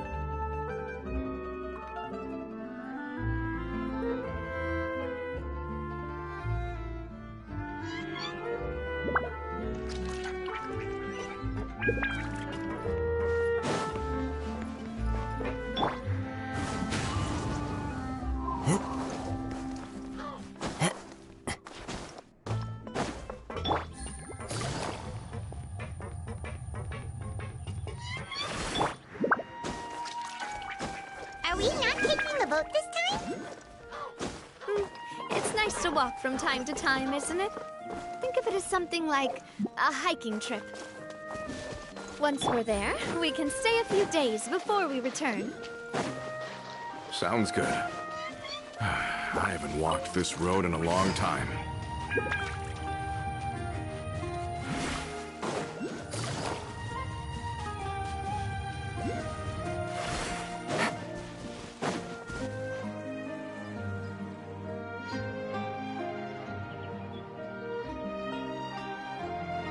Well, we've walked far enough for now. Let's take a break. Since we're out for a walk, we shouldn't stress too much about the destination. I've grown old, so I'm not as fit as before. It's a good thing that at least my work down in the fortress was quite the workout. Well, Paimon thinks you're doing great. We didn't have to slow down for you at all. Back in the days before the aquabus lines were built, we often had to hike north with our goods, then catch a boat to the court. Malus and I must have traveled this way hundreds of times. When we were tired, we would lay down for a while on the grass, and when we were hungry, we'd catch a fish or two. The Spina was still on the rise back then. Mr. Callus was generous, and everyone had the chance to strike it rich. So, of course, we all worked really hard. And now, in the blink of an eye, the aquabus lines have been built, and this road has fallen into disuse.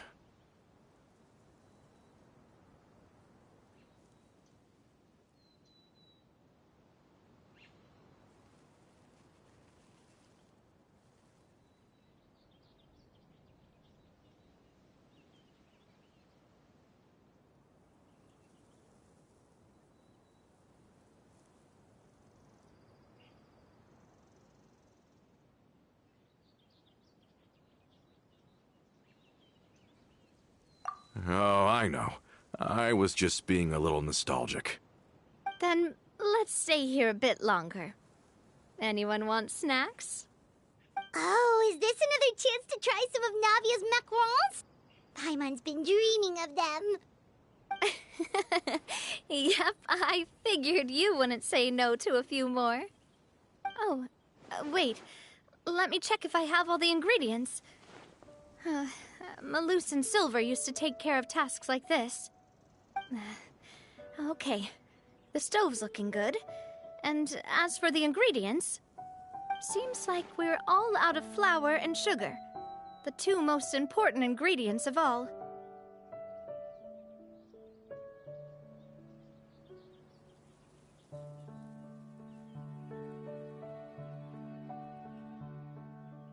Oh, would you? Oh, but it would be too much to ask you to go on a trip just for those. We should contribute to making the macaron too. Don't worry, we cook out in the wild all the time, so she should have some stuff on hand. Oh, that's great. Then I'll leave the ingredient gathering to you. As long as we have some sweet flours and wheat, I can start the baking. Then I'll go look for some boxes nearby for a makeshift table and chairs. Great. Then I'll prep the stove. Let's get to work, everyone.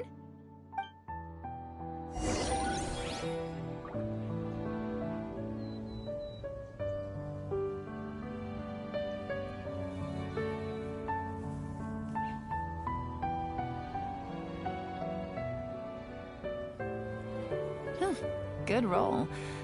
All right, maybe I'll take one more day off and knock out the rest of the work once I'm feeling up to it.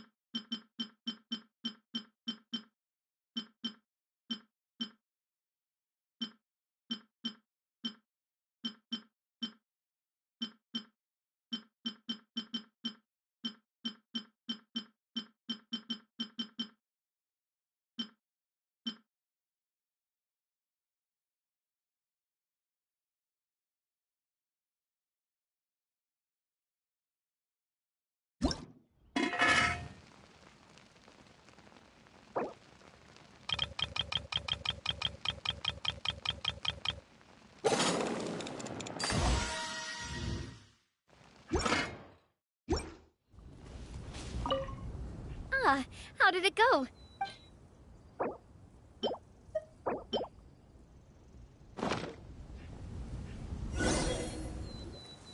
You've all done your part. Just leave the rest to me. Whoa, these macarons look and taste magnificent! Your cooking is as good as ever, Navia. Boss's baking skills have always been famous. Everyone in the Spina knows how exceptionally talented she is. Oh, it's just a hobby. There's no need to praise me for it like that. Have you two seriously never considered joining us? You're so close to the boss, and she obviously trusts you with all her heart, so...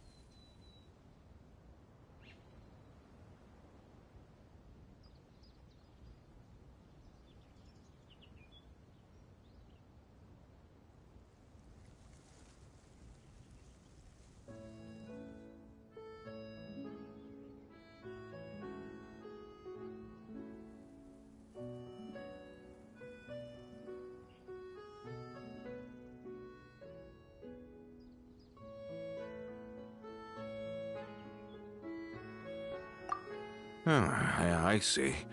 Is that why you have to always stay on the road? You just happened to walk in on our little reunion.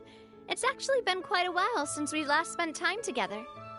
Adventurers never stay in one place for long. The name of Spina di Rosula would just... Besides, after everything we've been through together, I'm sure our hearts would remain intertwined even if we found ourselves on opposite sides of the world.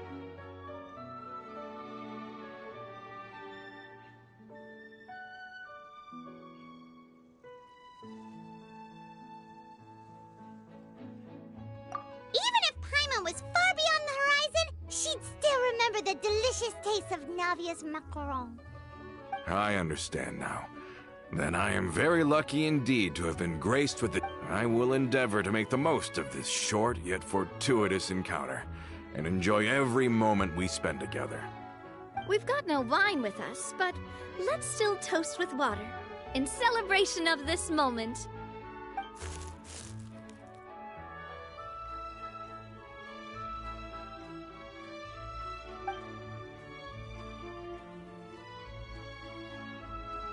Cheers! Hey, what are you doing? Quick, join in on the toast!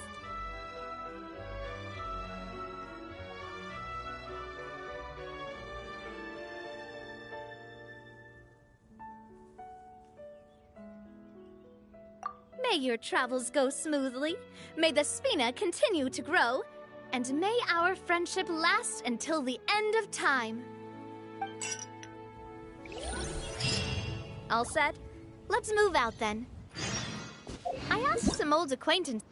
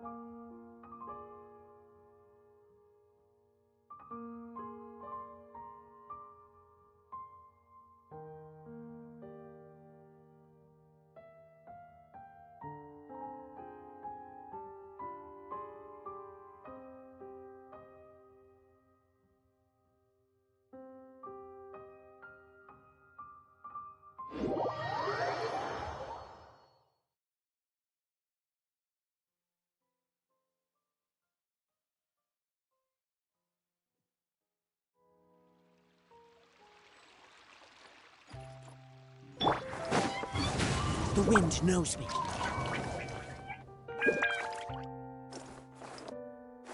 Chip!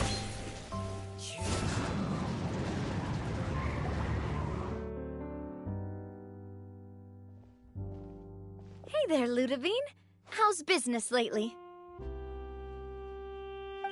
The Demoiselle of Spina de Rosula. I must say, your generous patronage is the one thing keeping me from going bankrupt. Nonsense. We all know what a talented businesswoman you are. No, and don't forget, she's the boss now. My mistake, my mistake. I just got so used to calling her Demoiselle. Are you here for the uniform? Yep. I forgot to drop by earlier when I was running errands around here. I didn't expect Demoiselle to come and pick it up in person. It's just a uniform after all. Any of your folks could have come instead. Navia's always liked to take even small things seriously. Hey, that's not the only reason I'm here. We mostly just needed a walk to clear our heads. There are few things more uplifting than taking the first step on a new journey. Boss has got a point. Going on a trip with friends is always better than staying cooped up at home. Very well. Please, wait here while I retrieve the uniform for you. Can someone remind Paimon again why Adele wants to join the Spina? She hasn't given me any concrete reasons. All she says is that she really looks up to me.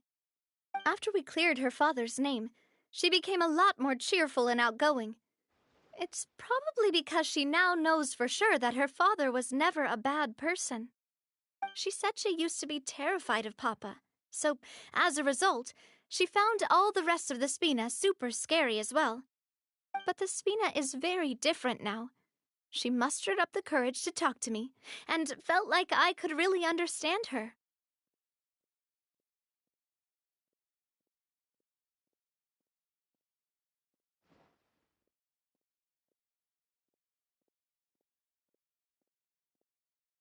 Yeah, you could say that. By uncovering the truth about the case, I was able to give her closure at the same time. She said that she wanted to become someone like me, someone who could lend a hand to others, instead of standing still and waiting for others to help her. From the sound of it, she'll be a wonderful addition to the Spina. I think so too. But for now, let's focus on giving her a great atmosphere to grow and thrive.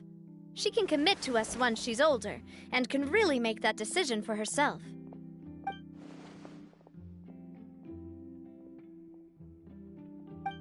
Is something up, Traveler?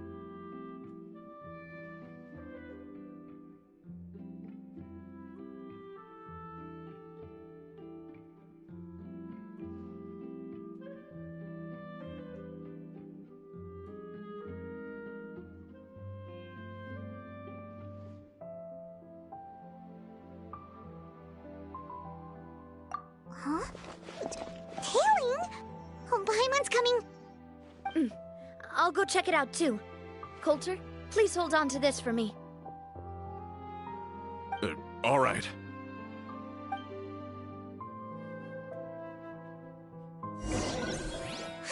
them too! They headed up! Stop right there!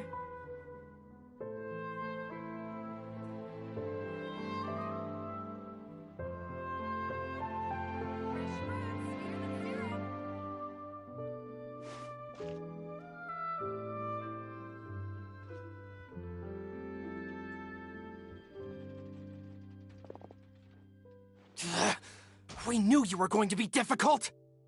Seems like if we want them to talk, we're gonna need to teach them a lesson first. Brothers, there's no need to skulk in the dark anymore. Let's take them out!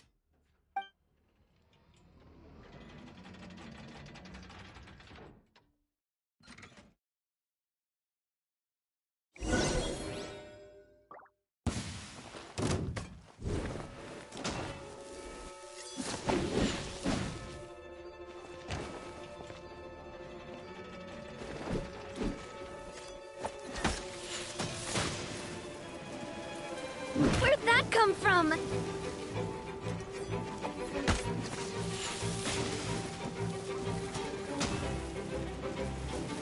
Ah!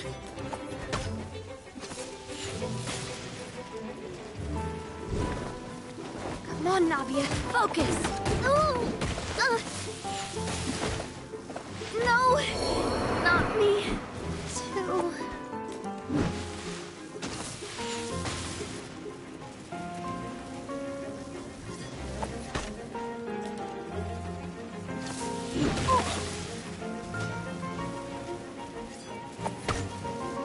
I'm going in! Fallen leaves, adorn my night, one with nature. Gotcha.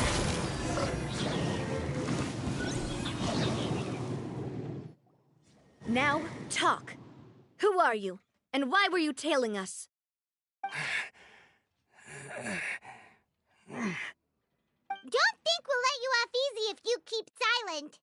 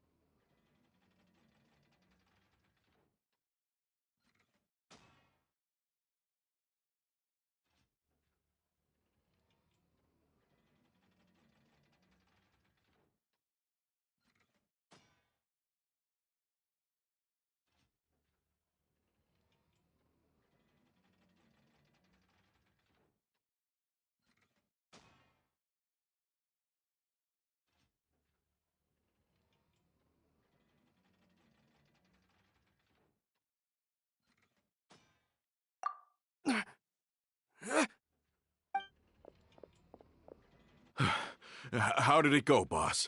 Are any of you hurt? If you thought they stood any chance against us, you were sorely mistaken. Anyway, stop playing tough and start talking. There won't be any room for negotiation once the Maison Gardiennage gets involved. We're looking to get vengeance on Spina di Rosula. We were discovered. Get revenge? You actually know that name? But if you do, then surely... Indeed. You haven't got the faintest hope of winning right now. We were out drinking when we saw Navia. We got so angry we decided to follow you guys and look for an opportunity to really mess up your day. Too bad you guys messed up ours first.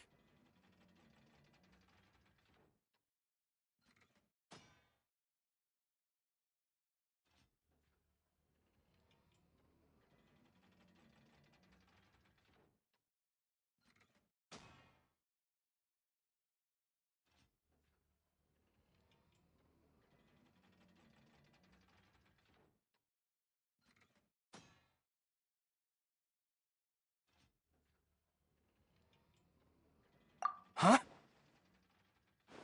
You're pretty sharp. But so what? We didn't do anything. And now it should be pretty obvious that we can't do anything to you anyway. Seeing you like that just really ticked us off. And we let the drink go to our heads. Listen, Callus is long dead. No matter what happened in the past, I want to be able to start things anew. I am the current president of Spina di Rosula. If your boss wants to talk with me, I'd be happy to meet with him. I won't press charges for your attack. That should also help demonstrate my sincerity. I understand. Thank you. I'll let our boss know. But if you so much as think about pulling something like this again, I won't be so lenient next time. Understood? All right. We get it. Come on, let's go. Are you sure it's okay to just let them go like that, Navia? I don't want to inherit. If the other side is willing to talk, I'm happy to open the door for a reconciliation. Opportunities for new beginnings are all around us.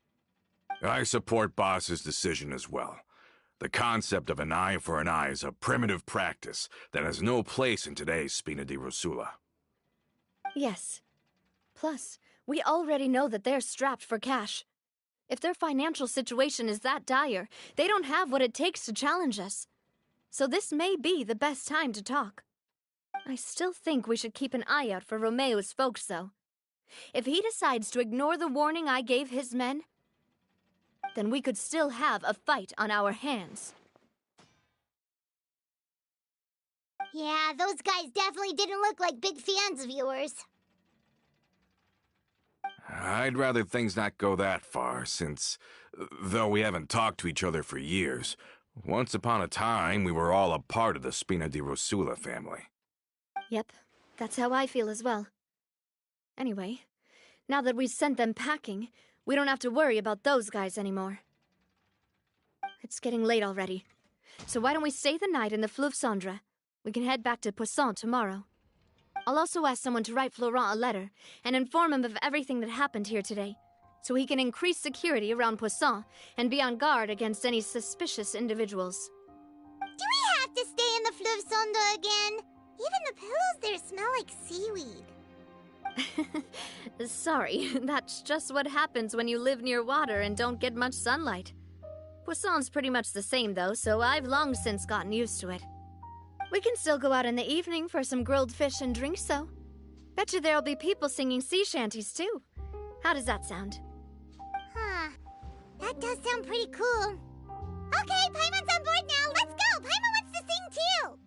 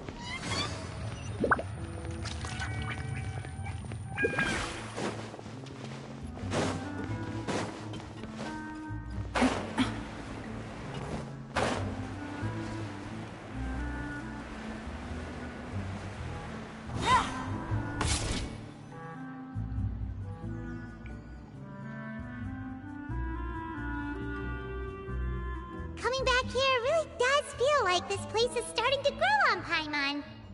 If you think about it, it would be kind of weird if the Spina's base at the court was some super luxurious building like the Palais Mermonia.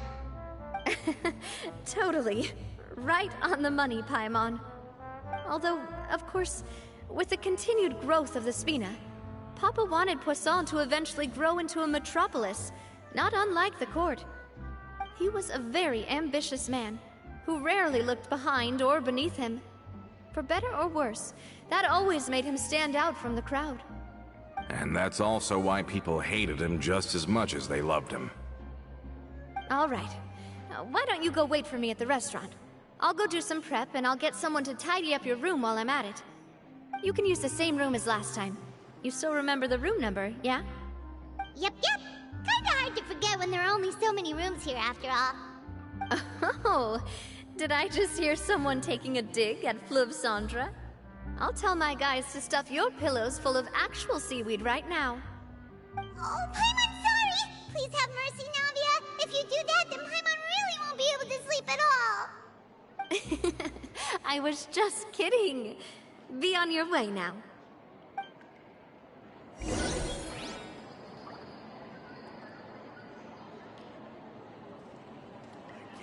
Finally on the right path. People here really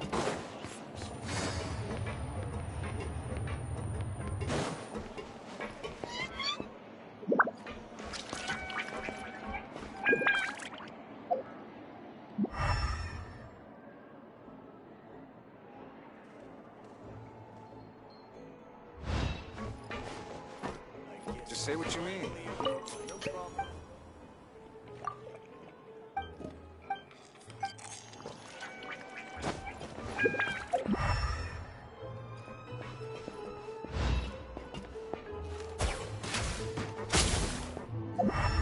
Those parts. It's taking him so long.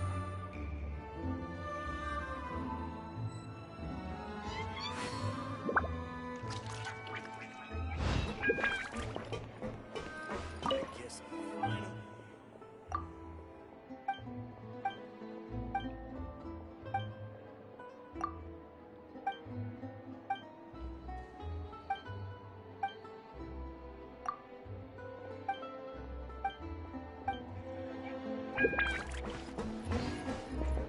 Just say what you mean.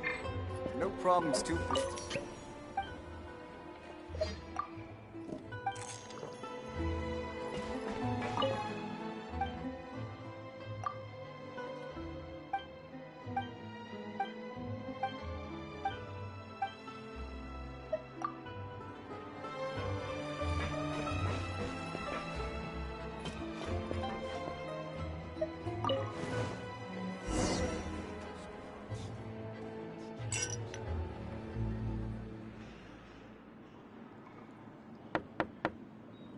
Hello?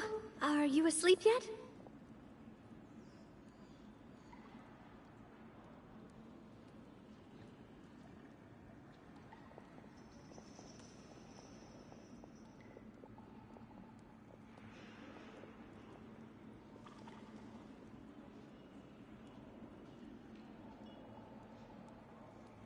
Oh, no, not at all. I just figured that since we don't get to enjoy nights like these very often, we should try to enjoy it to the fullest. Wanna go fishing? I've got some rods and lures ready. Oh, so that's the prep you were talking about. Sure, we'll come.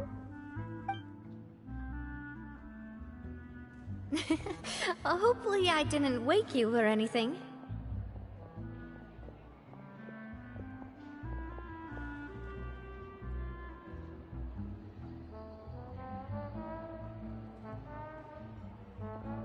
Don't worry. You don't have to do any actual fishing if you're too tired. Just think of it as keeping me company. How does that sound? Okay, let's go. To the fishing spot.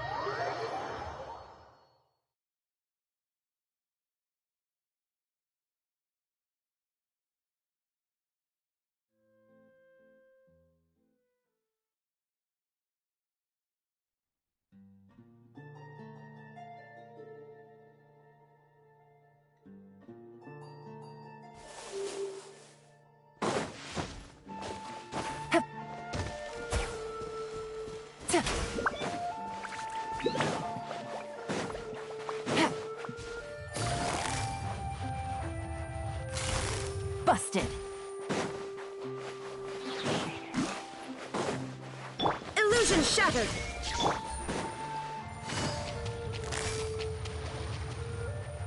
Quietly now.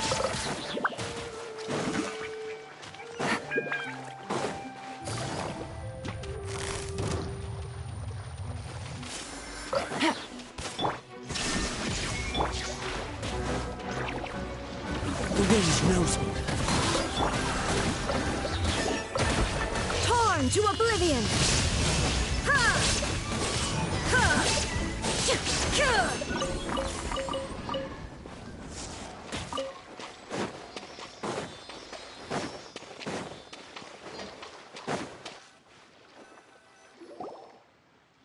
How can you call this fishing when you're using a fully automatic rod? What's the problem? Lots of people in Poisson use rods like these. But shouldn't fishing be all about, attentively watching the float and then excitedly reeling in the catch when you finally hook something? Well, that's one way to enjoy fishing. What do you think, Traveler?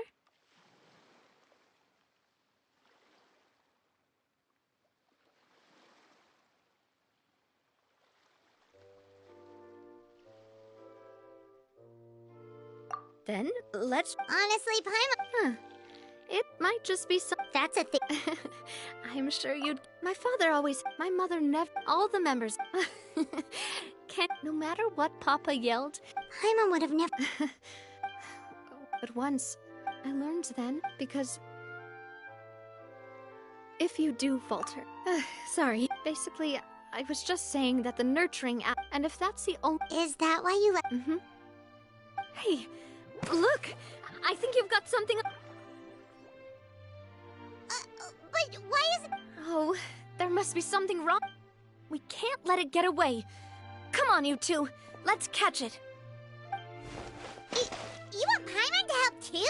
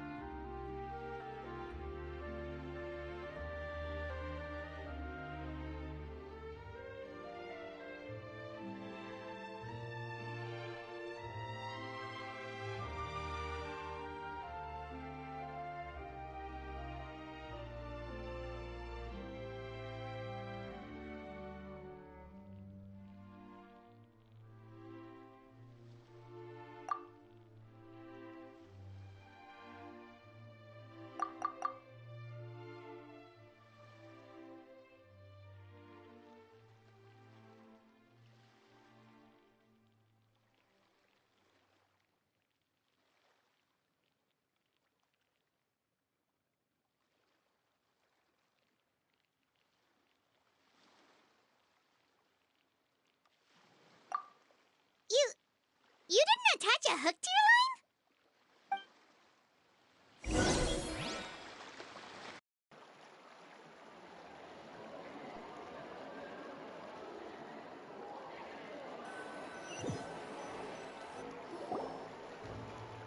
Stop wasting time! The boss ain't gonna wait all day!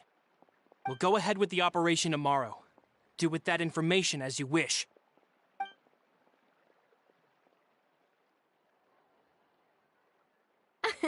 Well, your rod was missing a part too, so I guess that makes it fair. Well, if we're just talking about the number of missing parts, sure. Oh, never mind. Paimon really can't keep her eyes open anymore. All right, go to bed. I had a great time today.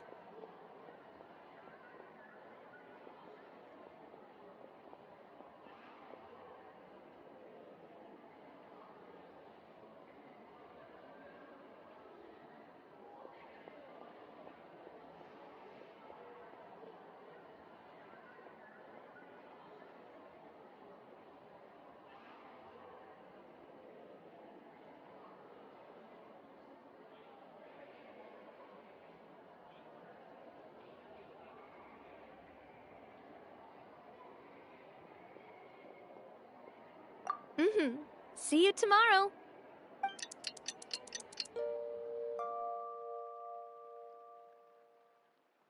So how was last night? Did you get a good night's sleep? Paimon dreamt that she danced with the sea stars, so you could say it was stellar. Get it? Huh.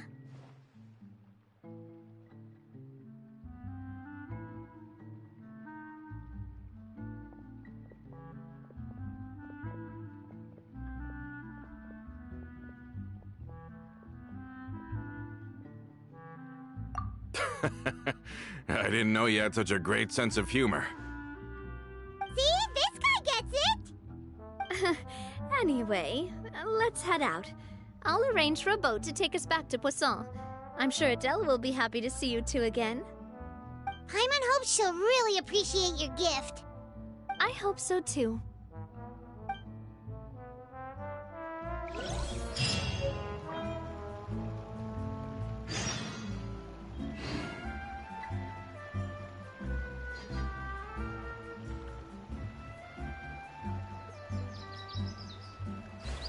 Shine down!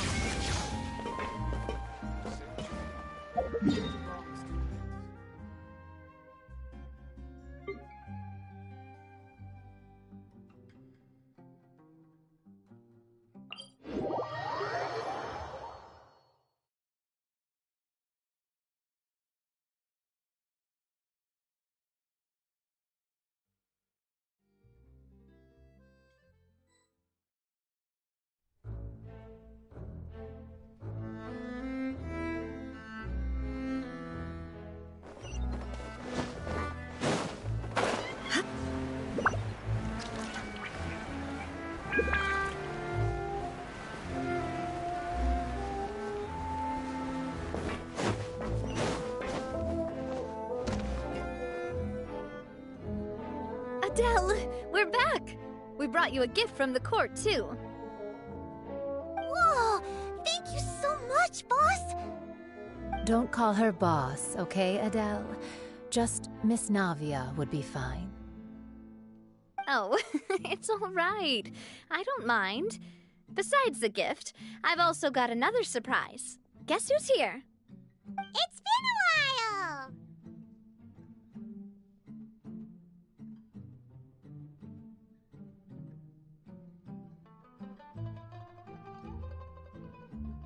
Oh, it's you two. It has been a while indeed. Thank you so much for your help on Jacques' case. I've heard that you also helped save all of Fontaine. You're truly just like the great heroes of legend. You're really amazing! And if Miss Navia's your friend, then she must be super amazing too! What's in this thing? Can I look? Of course. Go ahead.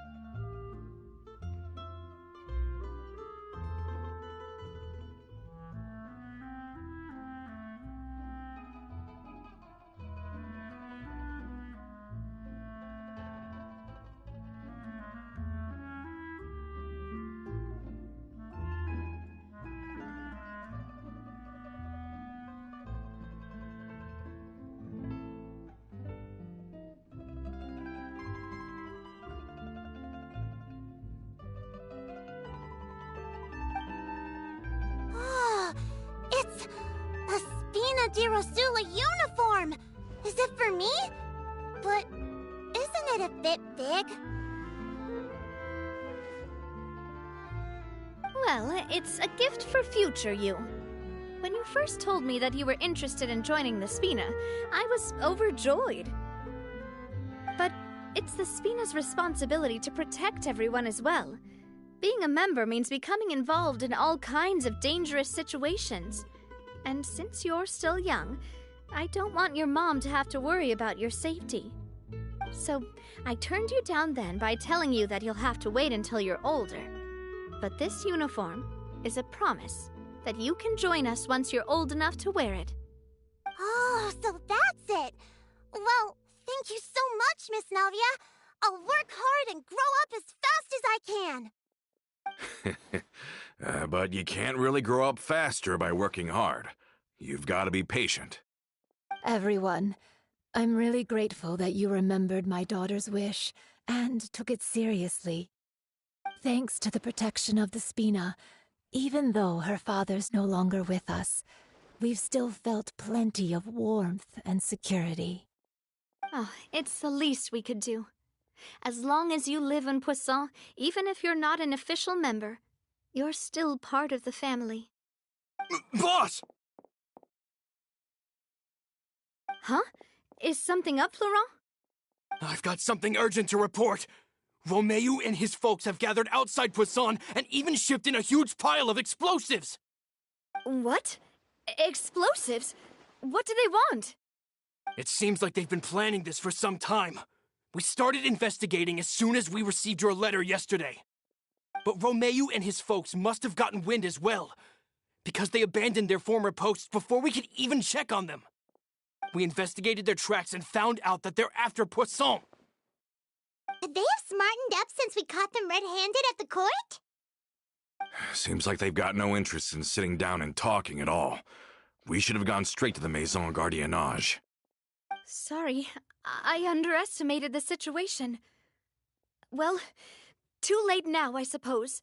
Florent, where are they keeping their explosives? On the hill to the east of Poisson, near the Clementine line.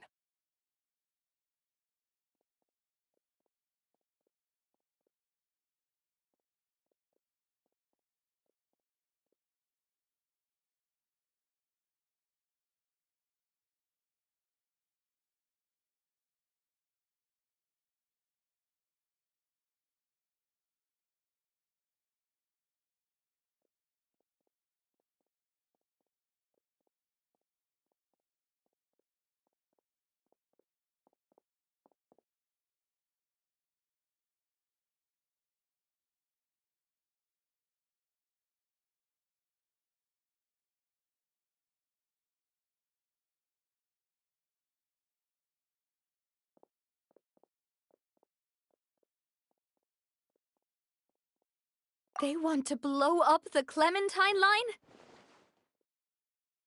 Certainly sounds like it. Romeu and his followers hate the Spina, and if they manage to blow up the Aquabus line... Are they insane? Yeah.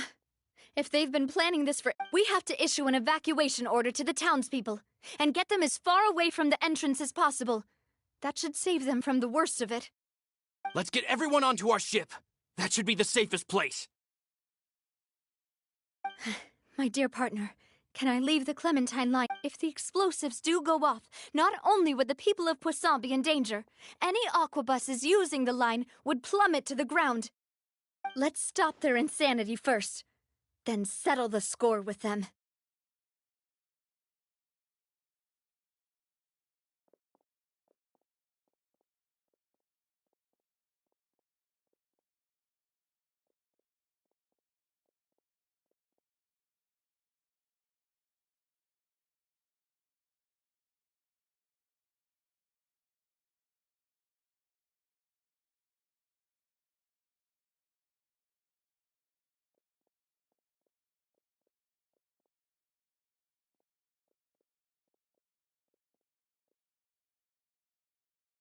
Leave it to us, Navia. Please stay safe, too.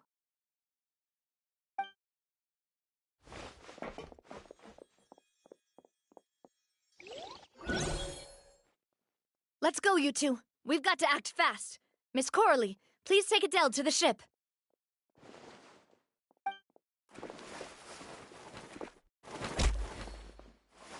Watch out, boss!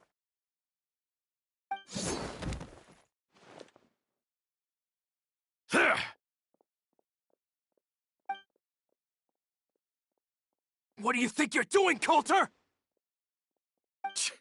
I thought all the annoying little hindrances had left, but I still couldn't get rid of you.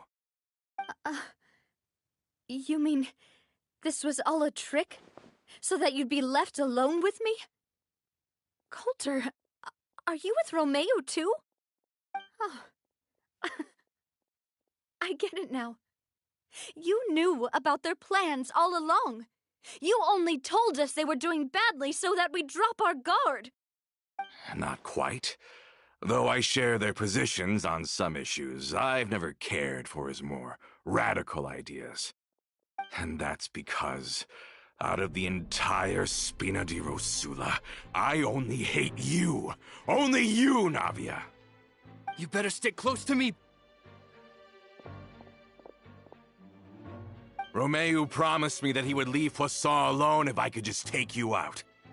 But it was like you were glued at the hip to that pesky traveler. You never gave me a chance to make my move. Romeo has lost his patience. I didn't have to be here today, you know. But I swore that I'd kill you, even if it meant being buried with you in the rubble. Why? Only someone as clueless about the past as you would ask such a foolish question. You never saw the heyday of Spina di Rosula, nor did you ever live through the golden age of Poisson. But I saw it all with my own eyes, and then I had to watch it all die, little by little. And it was all because of you, Navia. Clementine died because of you. Callus died because of you. Melus and Silver died because of you. And so many more dead. Everyone dead. All because of you. So the shock and grief you showed us before, that was in Act 2? Now you're catching on. I heard Melus was dead the moment I got out. Did you know? Down there in that blasted fortress, I spent a long time thinking about what happened, and resolving to apologize to Melus as soon as I got out. Back then, because of that aquabus, we had a huge fallout. I was convinced that all he cared about was loyalty, and that he had completely lost his capacity for critical thinking. The years passed by in a blur after that. I thought I had finally begun to understand him, and that he could help me relive the good old days again. But then he died, and it was because of you again, Navia. It's always because of you. I once loved the Spina and Poisson more than anyone else. But what is left now of either besides death and ruin? You've single-handedly destroyed everything that was beautiful. Everything I've ever loved. Don't listen to him, boss! He's just spouting nonsense! Have you ever considered that maybe the people around you don't actually care about you at all? Have you ever considered that maybe you only get respect because you're Callus and Clementine's child? That you've never done anything worthy? That you're just a big nothing? Have you ever considered that maybe people don't stay in Poisson because of you, but only because they have such beautiful memories of the past before you came? Because if you do falter, there'll inevitably come a time when you'll have to face the consequences. And when that time comes, those most precious to you really will throw themselves in front of you and pay the price for your mistakes. Yeah, looking back on it now as an adult, I can hardly believe how patient and kind everyone was. But is that really why they support me? Is their kindness real? Shut your mouth! I, for one, really like Miss Navia, and my mom loves her too! I don't know how to explain it, but I like her, and that's that! I'm sure Mr. Malus would be extremely disappointed in you right now. You've somehow managed to pin the blame for every mistake and tragedy in our history on the boss herself. Get out of the way, Florent. I don't want to hurt you. You're gonna have to. Boss, there's no time for this. Stop hesitating and get out of here before you get buried. Maybe you think you're being the realist by painting the history of the Spina and Poisson like this. But the love that I felt from everyone was just as real. I felt it. They've helped me get to where I am. And even now, I will continue to believe in that love. So let me show you just how much I love the Spina di Rosula.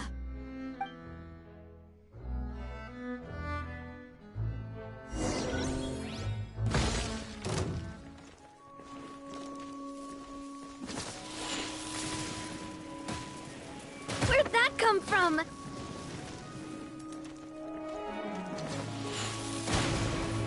Ooh! Where'd that come from? Sorry, partner.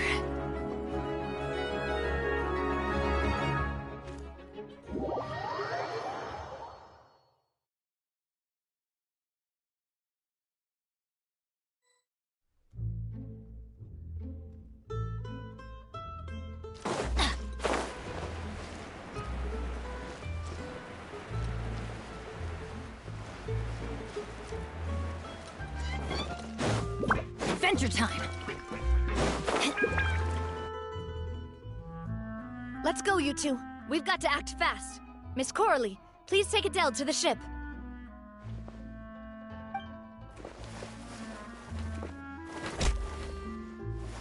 Watch out, boss!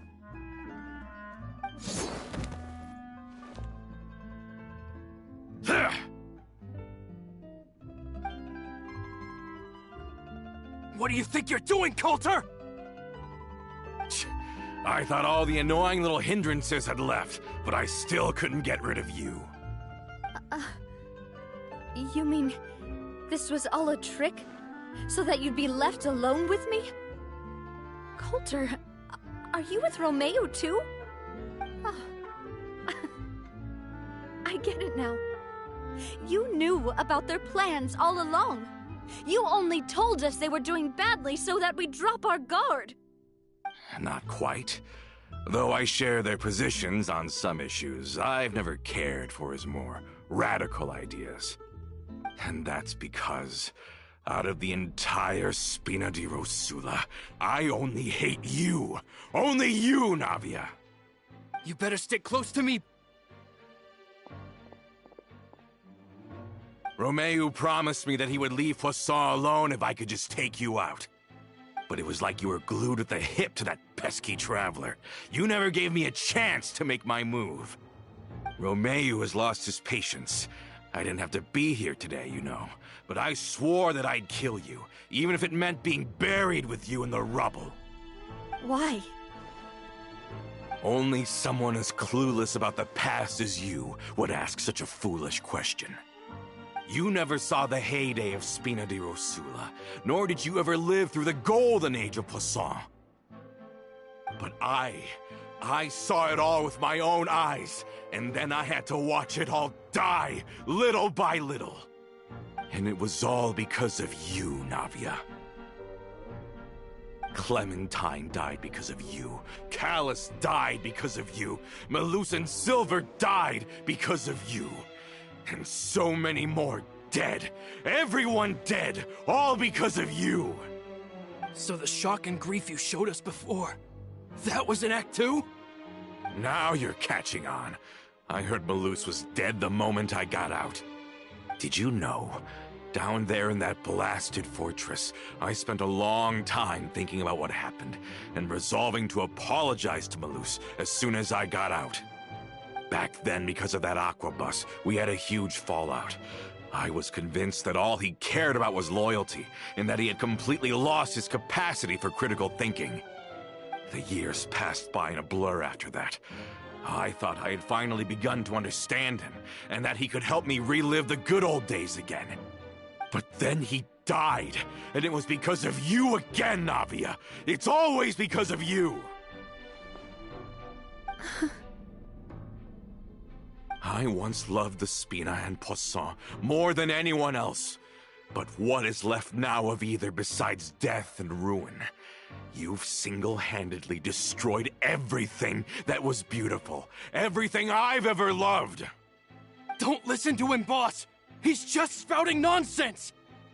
Have you ever considered that maybe the people around you don't actually care about you at all? Have you ever considered that maybe you only get respect because you're Callus and Clementine's child? That you've never done anything worthy? That you're just a big nothing? Have you ever considered that maybe people don't stay in Poisson because of you, but only because they have such beautiful memories of the past before you came? Because if you do falter, there'll inevitably come a time when you'll have to face the consequences. And when that time comes, those most precious to you really will throw themselves in front of you and pay the price for your mistakes. Yeah, looking back on it now as an adult, I can hardly believe how patient and kind everyone was. But is that really why they support me?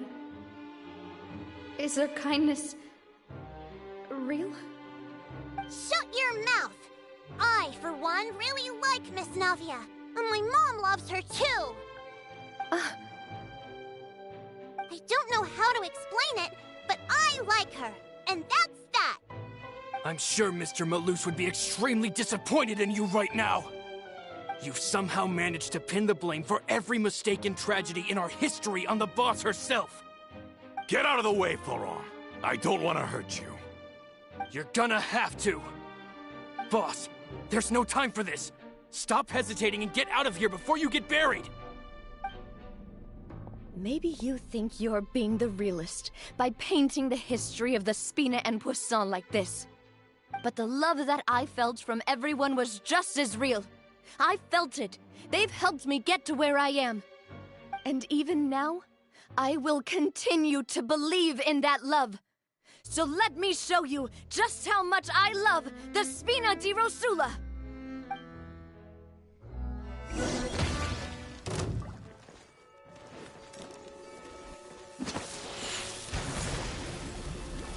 Oh!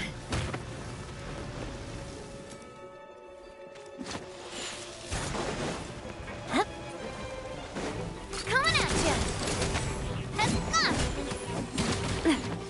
Feeling lucky?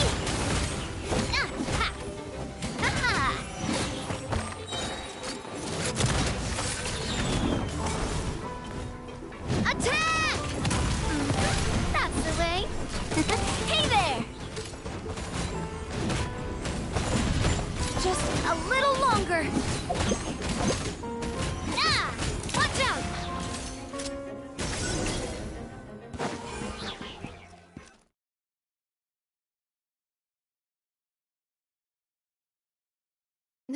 Florent, I'll leave the town to you. Summon the other members and help with the evacuation of the townspeople. If you find any of Coulter's accomplices, subdue them quickly, and don't give them the chance to harm any ordinary civilians. I can't allow my partner to face the danger on the Clementine line alone. Got it, boss. I'm on it. Are you okay, Navia?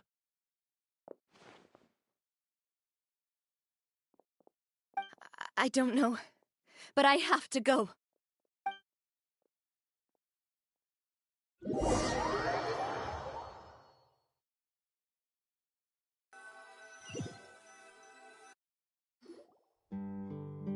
Let's hurry up there! We have to protect the Clementine line! If they're gonna blow up the waterway, they must have planted the explosives next to the support pillars.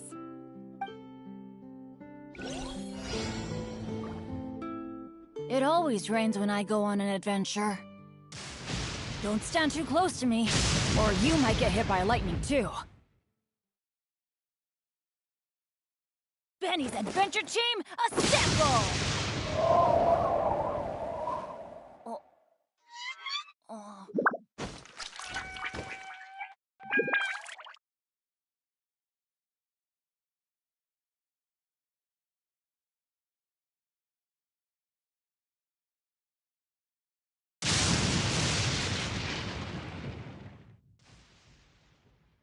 Let's go find some treasure.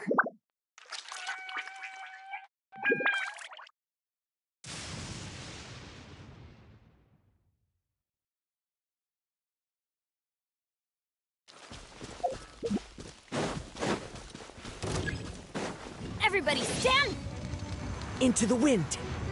As one with wind and cloud. Busted. There is no escape. Ha!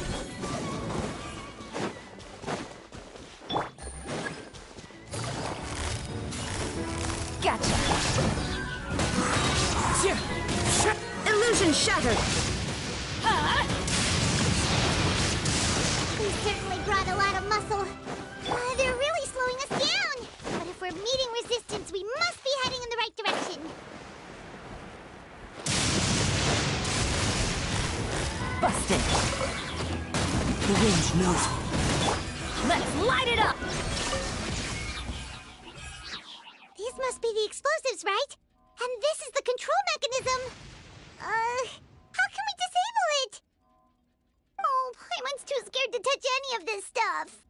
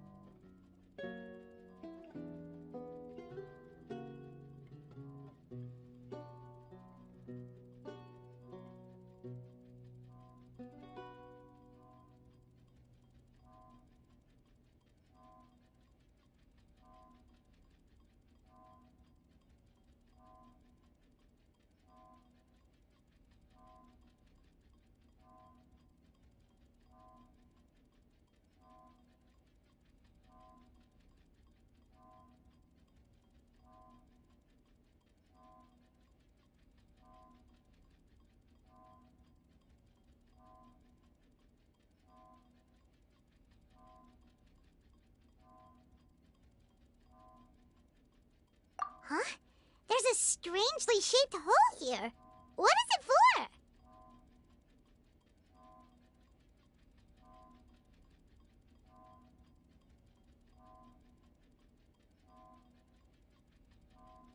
Oh, that certainly sounds possible. Maybe one of the people we just beat up has the key. Okay, you take this side, Paimon will take the other. Let's see what we can find.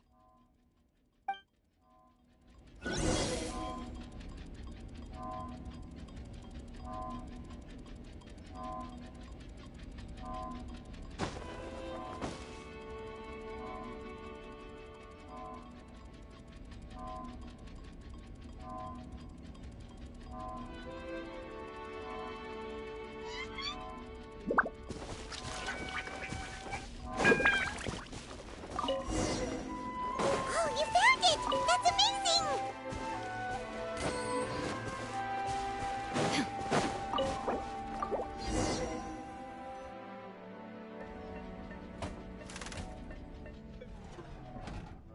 That should do it, right? Whew. Navi and Florent should be able to relax now.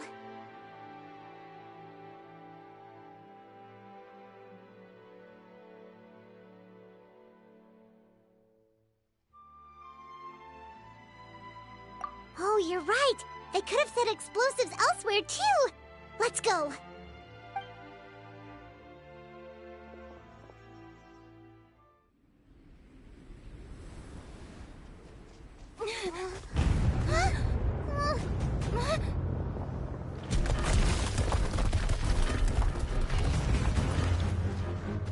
They're gonna bury Poisson!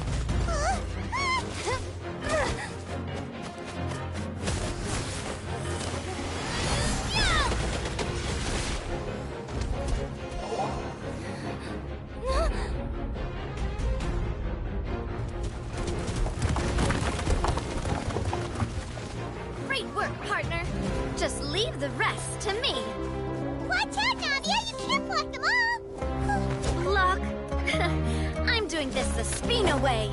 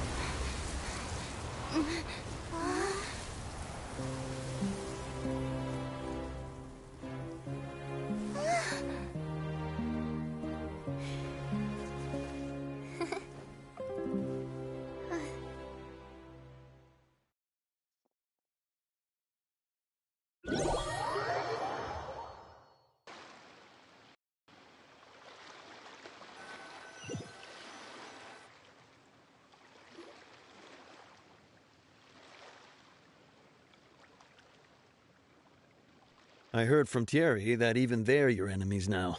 They were once a part of Spina di Rosula. Do you plan to settle this privately with them? I have nothing more to say to them. Regardless of whether their hatred and anger towards me or the Spina was justified, anyone who's willing to endanger innocent civilians is no longer sane enough to even be worth trying to talk to. Please prosecute them in accordance to the law. Spina di Rosula will not raise any objections. Sounds good. We're very appreciative of your help. Without it, the consequences would have been far worse. All right, this operation is a wrap. Take him away. We won, Navia! We saved everyone! And you were so cool! Yeah. Luckily, we were just in time. It's probably because I expended too much elemental energy at once. I'll be fine. Don't worry about me. But you usually glow up whenever other people compliment you. Paimon's not used to seeing you like this. Boss, we managed to catch all the infiltrators in the town. The Maison Gardiennage is taking them away as well. Seems like Romeu really went all in on this mission. If he sent literally everyone he had, though, that also means we've caught them all too. We won't have to worry about them from now on. got it. That's good at least. Coulter, I can understand how you feel. The things that we lost, they're forever beyond our grasp now. And that makes them appear even more precious. I am not callous, and I will also never become him. The Spina and the Poisson that you loved are both gone. But I will not change how I feel about our future. I still believe that this is a great opportunity to start anew. I will spend more of what the Spina earns on the betterment of Poisson. What's more, I'd also like to propose some changes to the Aquabus routes, so that one day, the people of Poisson will enjoy the boons it brings as well. I know what you're trying to say. Mr. Callus would never have said anything like that. There are too many things in life that are just beyond our control. In that, we are the same. Henceforth, you are no longer a member of Spina di Rosula. But once you're discharged from the fortress again, you're welcome to pay another visit to Poisson. Thank you, Navia.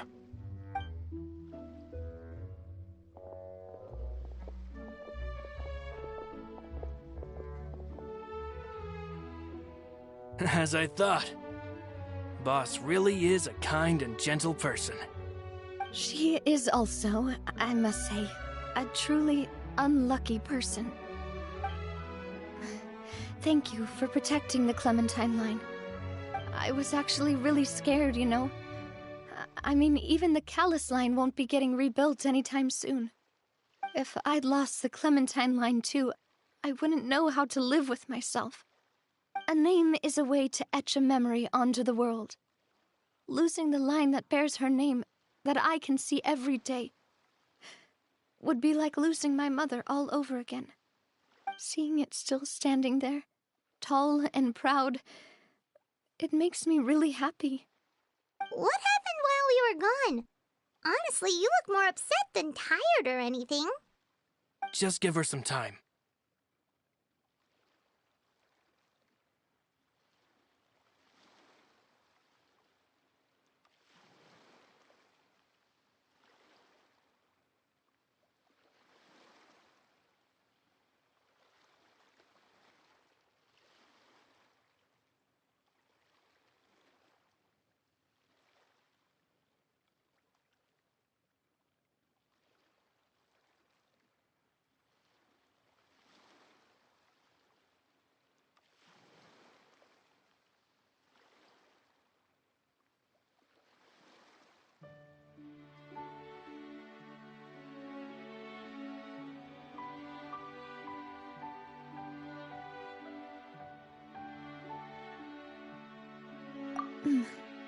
Thank you so much.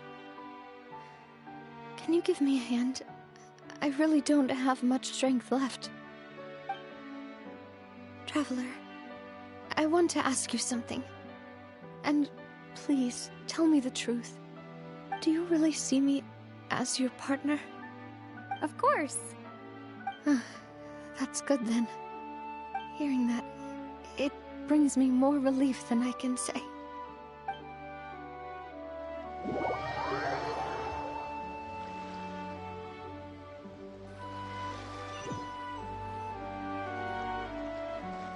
How do you feel, Navia? Any better after taking a break? I feel quite a bit better. But I should probably still rest for a few more days. Sorry, partner. I said some weird things earlier. Feel free to just ignore me.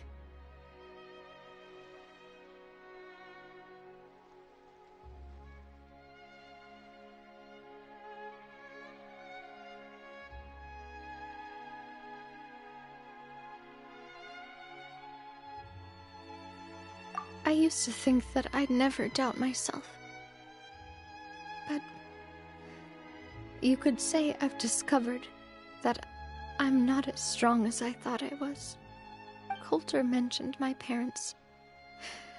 as well as Malus and Silver. It's all thanks to them that I've made it this far in life. Do you think they ever regretted the choices they made? Has my existence made this world a better place? Don't think like that, Navia. You've already done more than enough. No matter what others think, we'll always support you to the end of the world.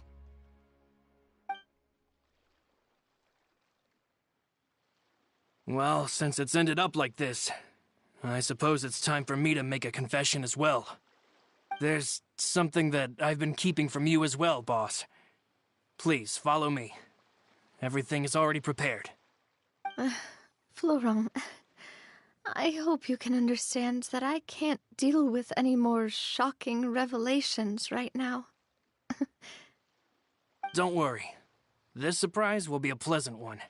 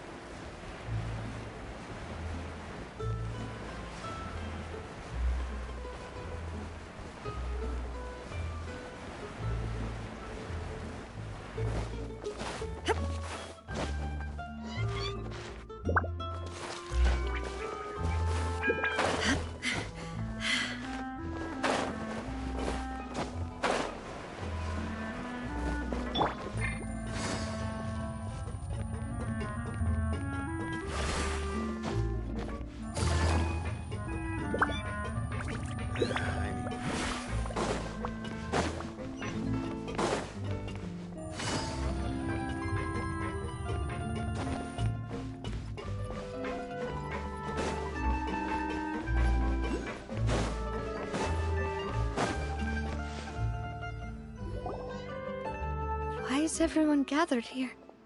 And what's this? This was supposed to be a gift to you from everyone in the town. We were originally planning to show it to you once it was finished. But special times call for special measures. I've never seen you look so defeated before. So I've decided to show you the designs before the final product was done. Do I really look that bad? Well, if you're ready, I'll unveil the present.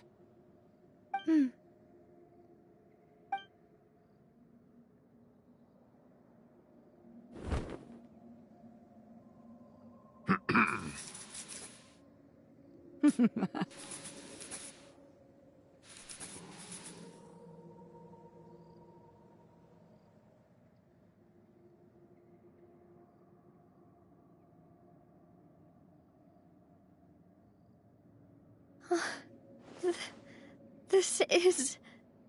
Papa, Mother, and me. We designed the look for Miss Clementine based on old camera records, as well as personal recollections from members of the Spina. Wow! This is the statue you mentioned before? It is indeed. To be honest, we decided on the design a long time ago, and gave the sculptor permission to begin working. We only asked Boss to decide on a design so she wouldn't realize we had already started. How could we only have statues of Mr. Callus and Mrs. Clementine? Even though Boss is still young, we've all seen the work she's put in regarding the whole synth business and the rebuilding of Poisson. We wanted to commemorate her contributions with a statue as well. I don't know what Spina di Rosula was like in the past, but I know it's a great organization now. With Navia around, we're not worried about this place's future.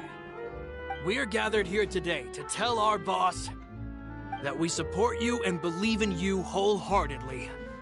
I believe everyone is here for you, not the glory days. That's what we believe as well.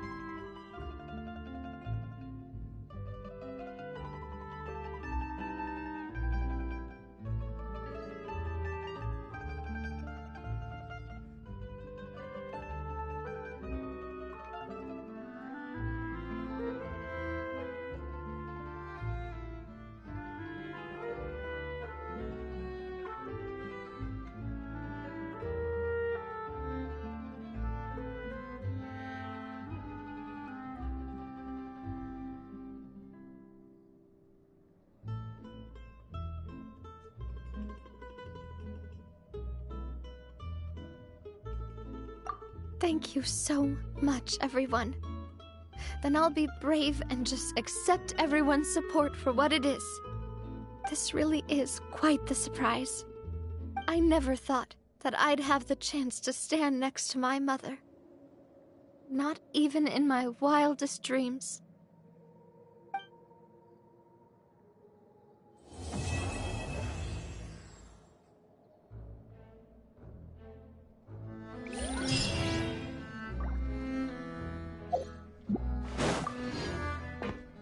It seems like, looking back on it, I'm honestly... to me, I've never thought of...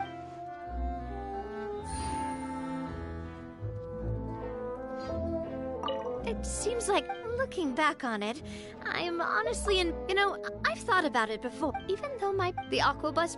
I think that's probably...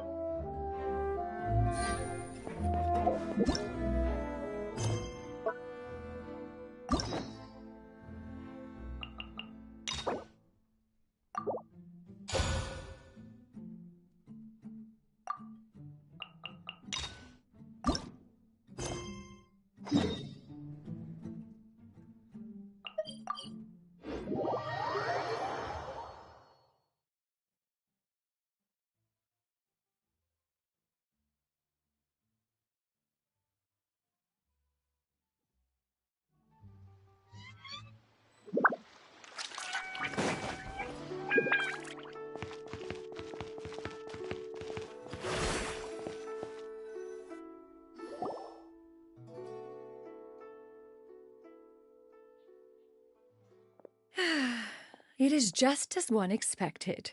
The owner of Wanmin Restaurant is indeed a most reasonable and accommodating human. Still, the work here entails dealing with quite a varied group of people. Has this been difficult for you, Shenhe? It's been manageable so far. I sometimes run into strange people, but I have figured out a way to deal with them. Seems like you've been making progress. So by dealing with them, you mean... First, I try to talk sense into them. If that doesn't work, I threaten them with violence.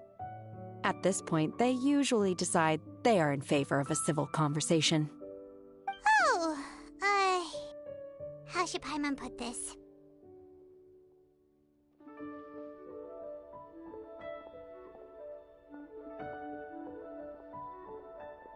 Oh, a sensible plan.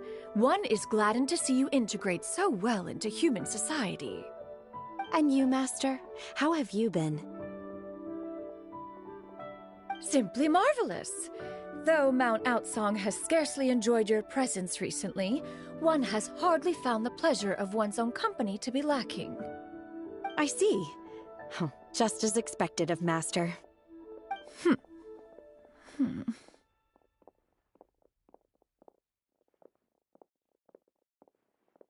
I have missed Master quite a bit too. Even though work has been busy lately, I've already had a conversation with Chef Mao about taking some time off soon to visit Master. Oh, whoa. By the way... Indeed. She is similarly preoccupied with her work. There was time only to exchange a few simple pleasantries. Ganyu told us the story of Cloud Retainer's name. It was amazing. We never knew how powerful she was before. I see. In that case, allow me to also share a story about Master's past. Oh? Is that a problem, Master? I believe this to be a good topic of conversation. No, not a problem. One was simply caught off guard. But no matter, please, proceed. One is most curious to see how much of one's own conversational prowess you possess. Master once participated in a race against Mooncarver. After Mooncarver lost, he insisted that Master's ability to fly gave her a natural edge in such a contest. In response, Master agreed to forego flying in return for being able to use one of her devices in the race. Mooncarver accepted, only to find Master with a brand new device on the day of the contest. What kind of device was it? It was a mechanical vehicle made out of iron. What was it called again? Oh, and Oh, you refer to the bicyclical Thunder Flashmobile. One spent 49 days conceptualizing and crafting it.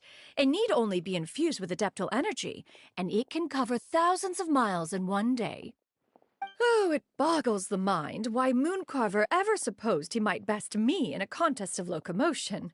Though he sprinted with all his might, he could barely keep up.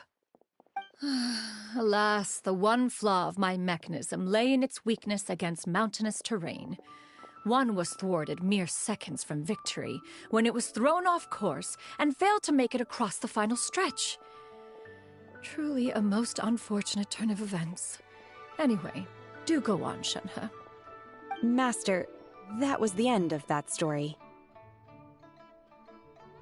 Is that so? Huh.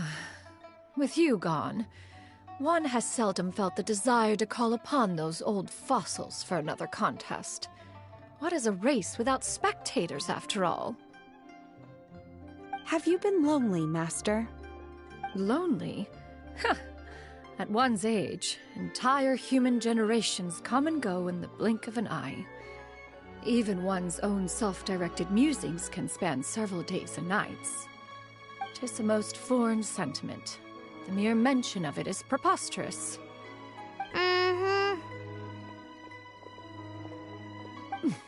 What is the reason for that look upon your face? It's nothing. It's just... Well, Paimon gained a lot of respect for you after listening to that story of you summoning the rain and everything. But all it took was a few words out of your mouth and it's like you're back to being that illuminated bird again. I was just a little bit confused. Which one of the two is the real Cloud Retainer? To me, they are both, Master. One is the master that's widely revered by the people, while the other is the master that I respect and adore. Huh. One finds oneself exalted yet again with sweet words of praise and flattery of a most extravagant nature. You chose to exalt one with your words, yet you refuse to grace Mount Outsong with your presence for any extended period of time. One would almost question the sincerity of your estimations. This is not to say that your words paint an inaccurate picture. One has always lived by a single ideal. Eschew all action and abide by no rule. One does as one pleases and speaks as one pleases. Others may critique or praise as they see fit, yet one places little weight in such judgments. She got, like, what, 2 sentences of flattery from her disciple, and it's as if her ego is about to burst. Do you have any empty tables?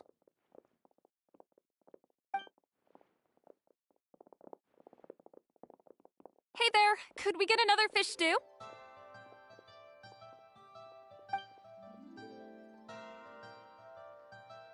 I'm hearing more guests come in.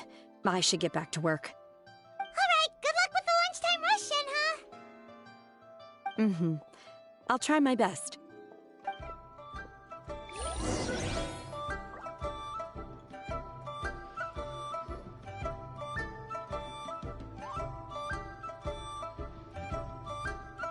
So much yummy food! Paimon's gonna feast!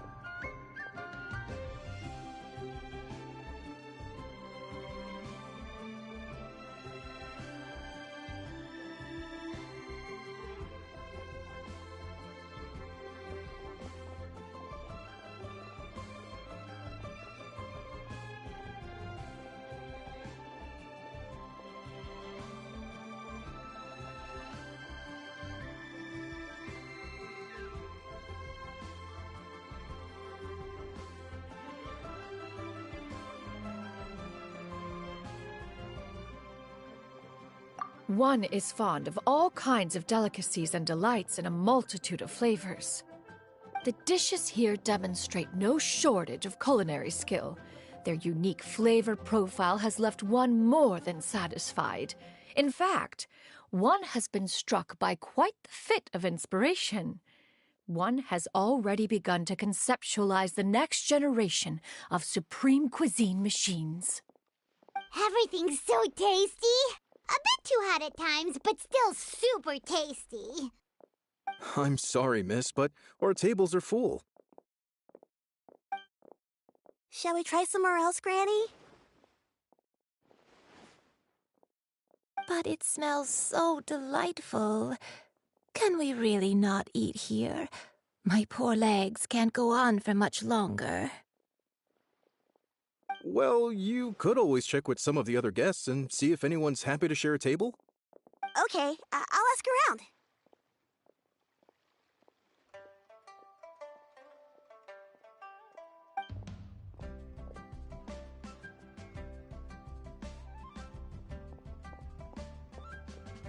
Excuse me. Would you mind letting us share a table with you? There are no empty tables left, so... Ah, well, Paimon doesn't mind. What about you guys?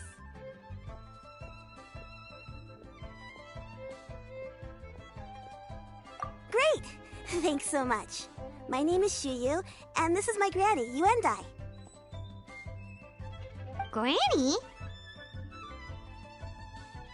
Yep. Is there something wrong with that? No, Paimon's just a bit surprised. She looks so young. Yeah, a lot of people compliment Granny on her youthful looks, but she's actually much older than she appears.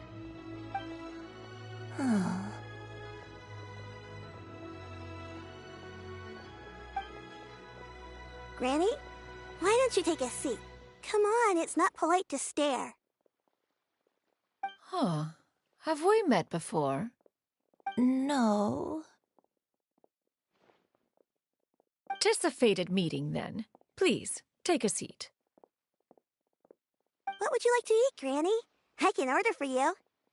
I want braised earthworms. They always pop up out of the ground after a rainstorm. No, not this again. Granny, there's no braised earthworms on the menu. Braised earthworms? Well, that sounds weird. Do people actually eat that?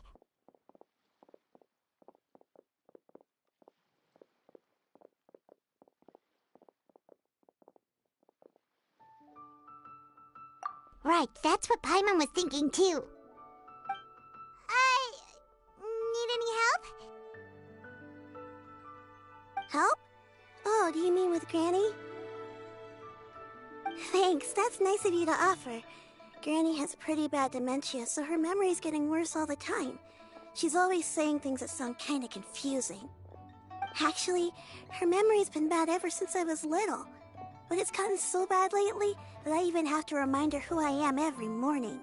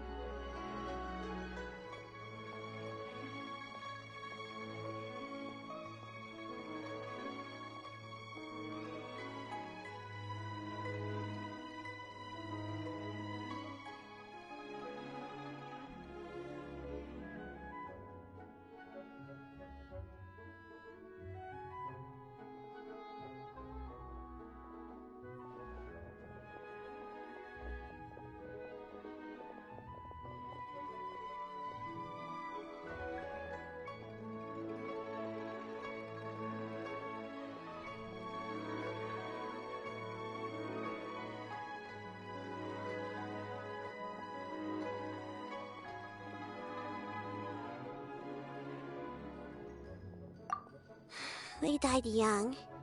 It's just me and Granny now. Oh,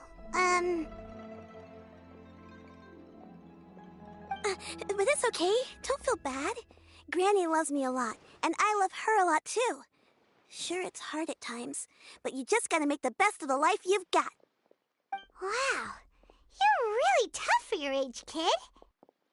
You're too kind. And me?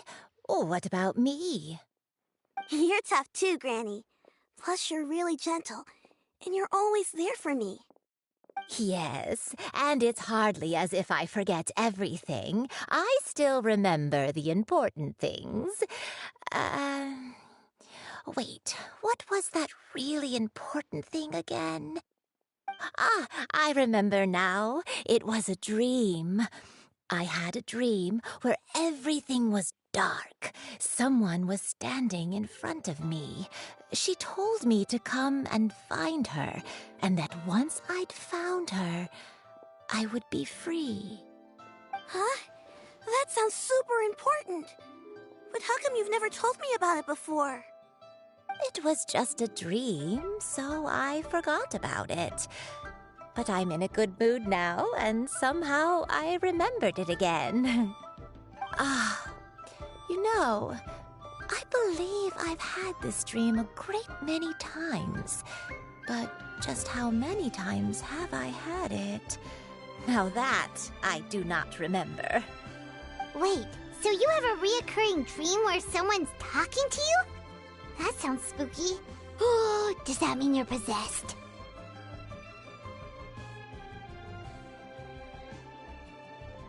Unlikely. Her eyes are clear and her breathing remains calm and level. One sees no signs of possession. Are you sure? Who do you take me for? Is one not an adept? Am I not an expert? Huh, you're right. Paimon almost forgot you're the expert. In that case, do you still remember what the person in your dreams looked like, Granny? Not anymore. Although, I have a sense that she looked rather like me. But not as I am now. My younger self. A younger version of Granny? This is just getting weirder and weirder. What is going on here? As one said, fate must have brought us together. You may leave this situation to me. Are you sure? So, what are your names? Paimon's Paimon. Just Shenyun is fine. Thank you all so much for offering to help. But first, I'm sorry for asking, but, how do you want us to pay you back? Oh, we don't need any payment for this.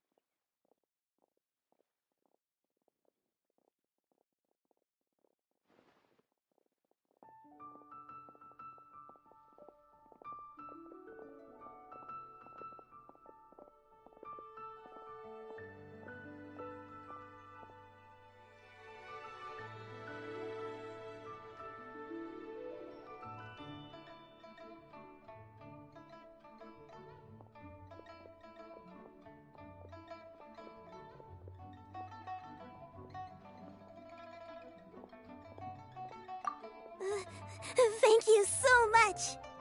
You're welcome! But Miss Shenyun, what exactly can we do to help out this granny? All we have to go off is that dream dream. Where do we start? That is elementary. Since her dreams portray her younger self, then we shall retrace the steps of her youth. Once we have revisited those places, her memories will likely return. Sounds like a plan. So, Granny, do you remember which places you went to when you were young? Why, of course I do. The heavens above, the earth below, the wispy clouds, and the emerald mountain streams. Okay, taking that as a no. I might have an idea. Once, when I was really little, my dad told me that Granny used to be a martial artist heroine who saved loads of people from a disaster.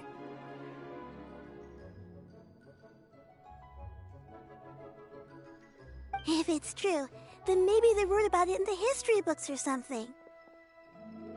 A martial arts heroine? Oh! Shinjo knows tons about Liyue's chivalric traditions. If anyone knows about the heroes of the past, it's him. Let's go find him at the Feiyun Commerce Guild. Are you leaving already? But I'm still hungry. I'll go order some food, Granny. If there's nothing on the menu you especially want, I'll just get a few different things. It seems we must part ways for now. The Traveler and Paimon are bound for the Feiyun Commerce Guild, while Yuendai and Shuyu shall remain here and partake of their lunch. As for myself, I have matters to discuss with Streetward Rambler. Streetward Rambler? Oh, you mean Madam Ping! Precisely. Let us meet at Yujing Terrace once you are ready.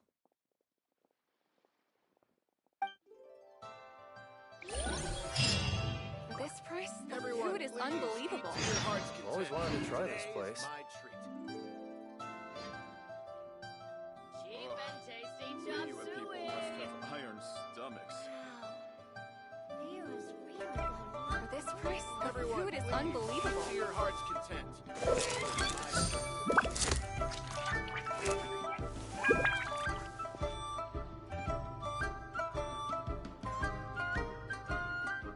Everyone, please. For this eat to your price, heart's the content. food is unbelievable. Today is my treat. Liyue people must have iron stomachs.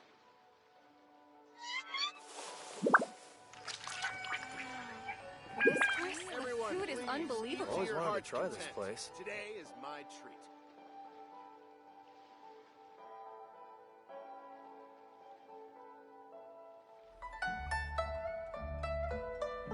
Everyone, please eat to your heart's content. I've always wanted to try this place. For this price, the food is unbelievable. Ugh. Liyue people must have iron stomachs. I've always wanted to try this place. For this price, the food Everyone, is unbelievable. please eat to your heart's content. Today.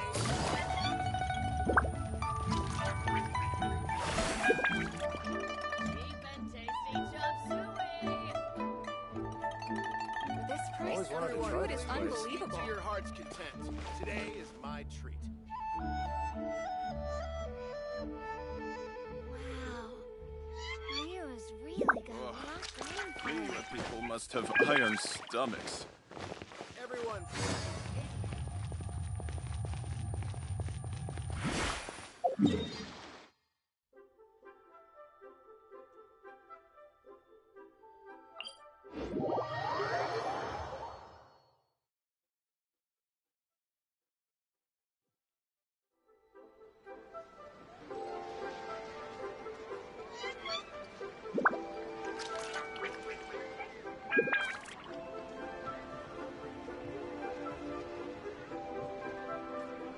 Navigating the world is a whole lot easier with a few different identities to choose from. Need me to come up with some for you?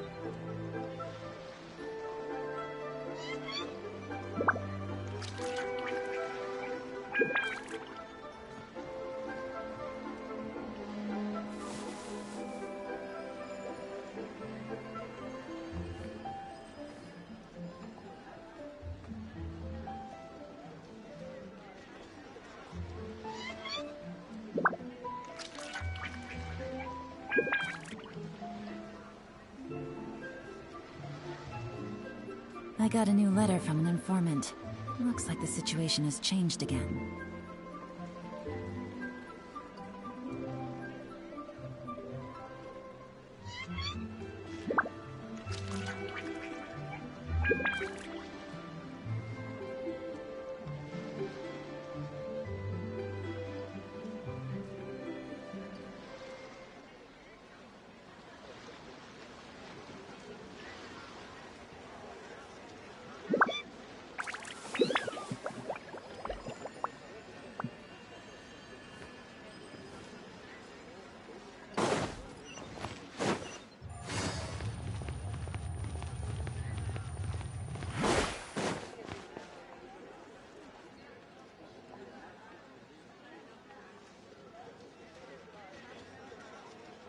Huh.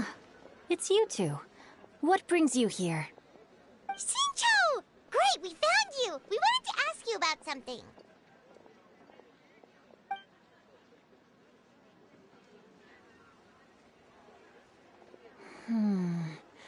That's not a whole lot of information to go off of.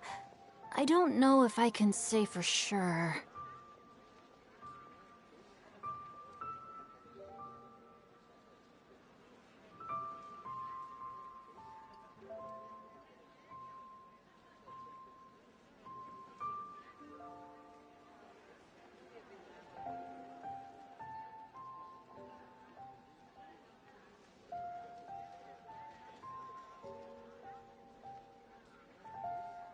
I can't pinpoint her identity from your description alone, but considering her age, I am reminded of a nameless heroine who's been featured in various chivalric novels.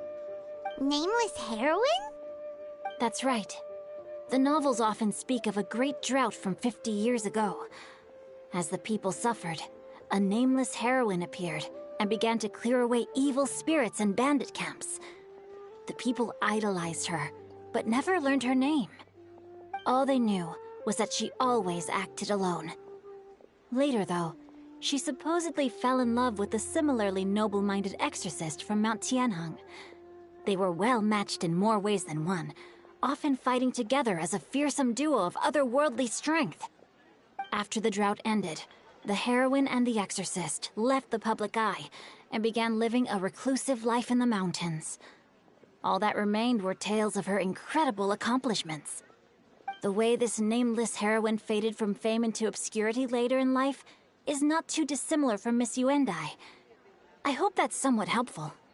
Thanks a lot, Shincho. We knew it'd be worth talking to you.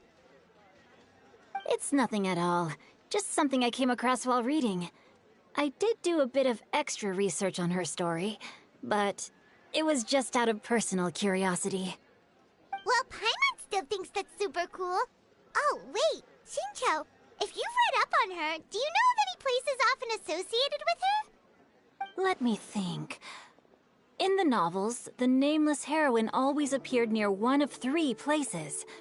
Wangshu Inn, the area just north of Jueyun Karst, and Qingyun Peak. Perhaps the real-life heroine who inspired the character was also often seen near those 3 places. That would explain why those locations appear in the various novels written about her.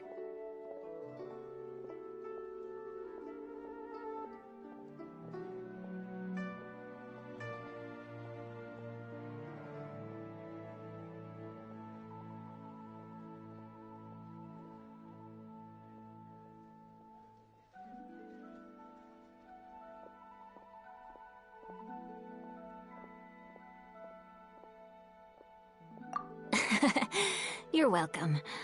To be honest, I found some parts of the story confusing when I first came across it. If Miss Yuendai was indeed the original inspiration for the character, she may just be able to help me put the pieces together. It's rare for a chivalric hero to fade into obscurity during their lifetime, even after retiring from the public eye. But no one ever saw or heard from the nameless heroine again. There were even rumors that she became extremely ill. I've never understood why someone would go to such lengths to erase themselves from public memory. It's almost as if she was trying to hide from something. There's probably far more to the story than what's been written. We'll be sure to tell you if we manage to uncover the truth. That's a deal. Perhaps, behind the truth of it all, there lies a story more fantastical than any work of fiction. Paimon feels like we just learned so much from Xingqiu. A drought, a nameless heroine, a life of seclusion. Wait, why does the story sound super familiar? Oh, right! There's a drought in this story, too! Xingqiu, are droughts super common in Liyue or something? Well, they used to be. But people have long since developed methods to prevent them, like by cultivating the soil or digging canals. So while droughts do happen from time to time, they are rarely regarded as true disasters. The drought 50 years ago is probably one of the worst we've had in the last several centuries. The crops withered, the streams ran dry, and the monsters in the mountains became rabid and agitated. Countless caravans were attacked, and people who lost their homes came together to form bandit groups. That sounds awful. Yeah, and that's exactly why the nameless heroine was so beloved.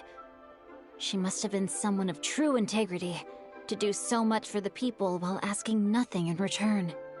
Still, as terrible as that drought was, it was nothing compared to the truly calamitous disasters that befell this land in ancient times. They say that back in those days, disasters were both more severe and more common. Only the strongest of Adepti could hope to dispel the ruin and devastation. Do you have any other questions? We're good for now. We're just going to head back and meet up with Miss Xianyan and the others again. Paimon hopes that Granny Yuendai will be able to remember more of her past. She used to be a great hero who saved many people.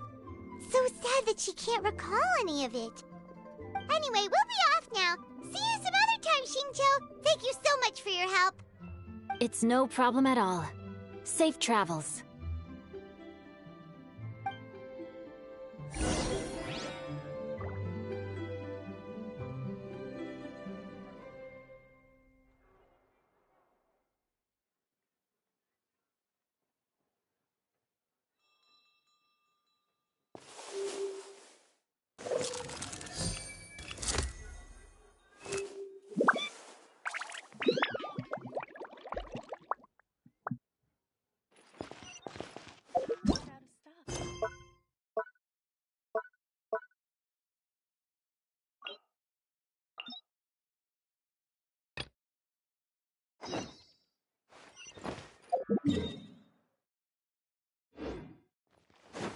Take it easy.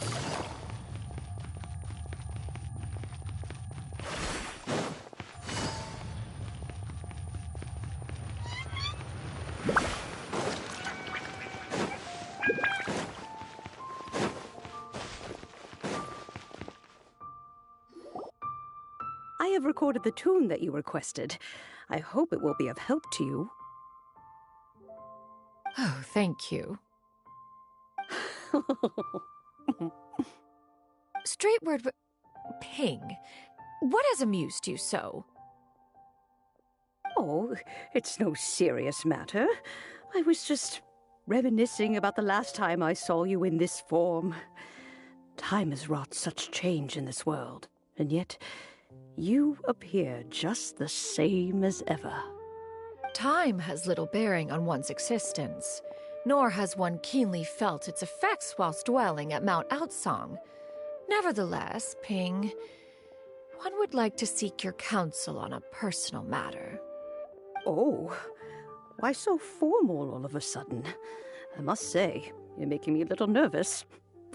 What is it? Well, the inquiry is as such. Approximately how much more would one need to afford a comfortable life in the harbor, not unlike the one that you yourself lead? It does not require as much as you may think. Still, do you mean that... Cloud Retainer, Madam Ping! What are you two talking about? Nothing save for some trivial matters. Have you unearthed any useful details? Xingqiu has a theory, but let's save it for when Chuyu and Miss Yundai have joined up with us again.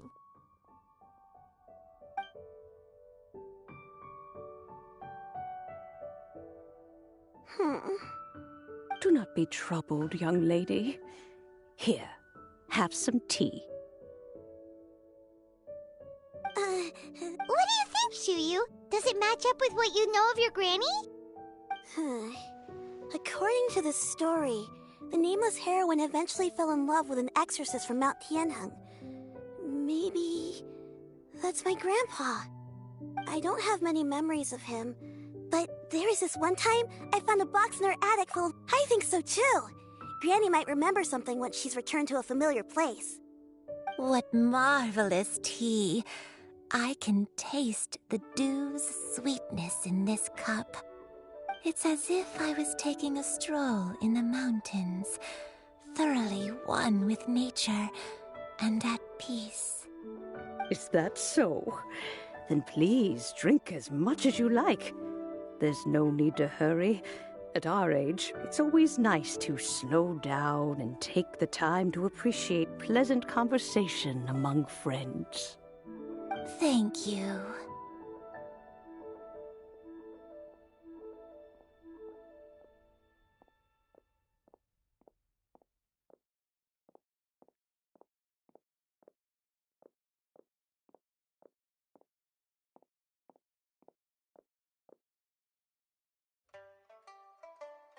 Okay, since we have the time, can I ask you something?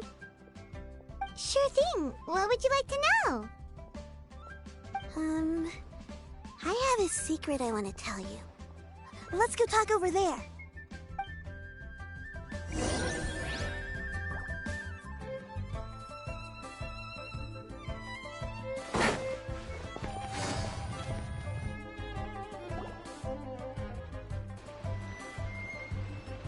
What's wrong, Chuyu?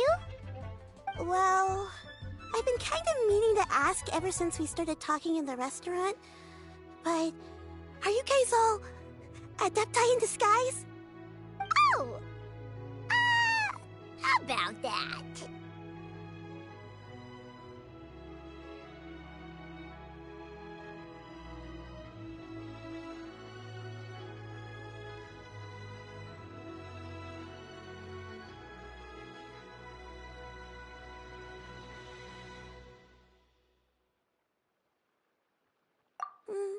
Well, you guys just seem super special.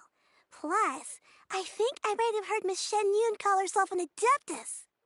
Oh, must have been a slip of the tongue. Shen Yun, since you were the one who, misspoke, maybe you can explain to Chuyu here what you really meant by that. One is indeed an adeptus. Is that of some concern to you? Huh? I knew it.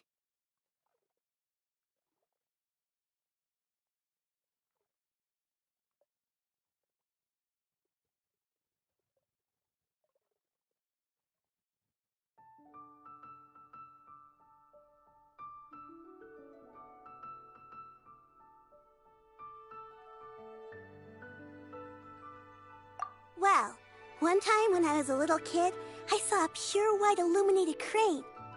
I had this super high fever, and Granny wasn't around. I was feeling all icky and gross, but then this snowy white crane flew down from the sky. She put me on her back and flew me to her cool Adeptus house, and fed me some sort of magic potion. When I woke up, I was already back in my bed, and my fever was gone. I really wanted to thank her, but I was too sleepy to stay awake, so I never got the chance. So, I just kind of wanted to ask if maybe any of you have ever met an Adeptus like that? A pure white illuminated crane?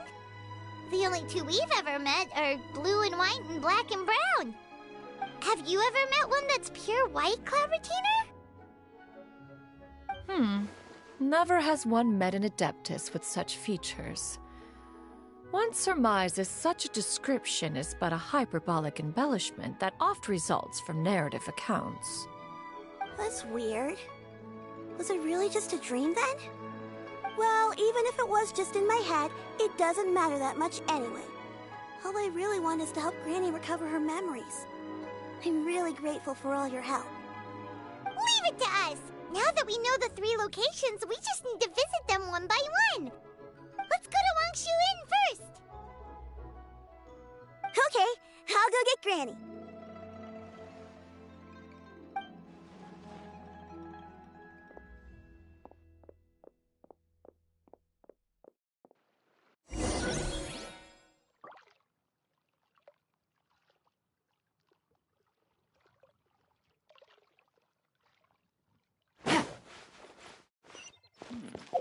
This is a...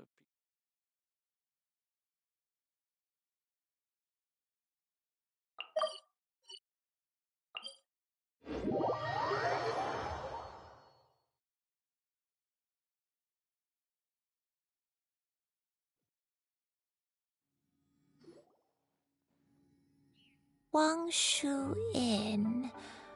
Wangshu Inn. Do you remember this place, Granny? Yes. The fish here is very delicious, and if you look out into the distance, you can always spot a bird that's been left behind by its flock. I believe I used to have a room here. It had a window. Yes, I spent a lot of time looking out that window. Which room was it again? Let me look. I'll come with.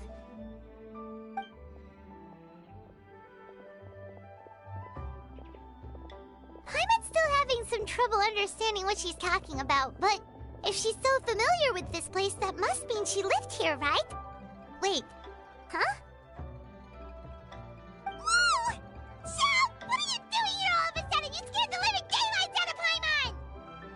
I sensed a non-human presence and decided to come take a look.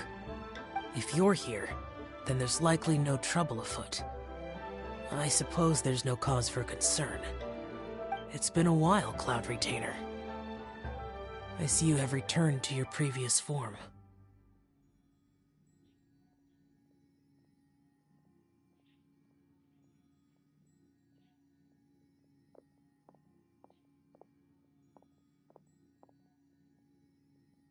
I have indeed.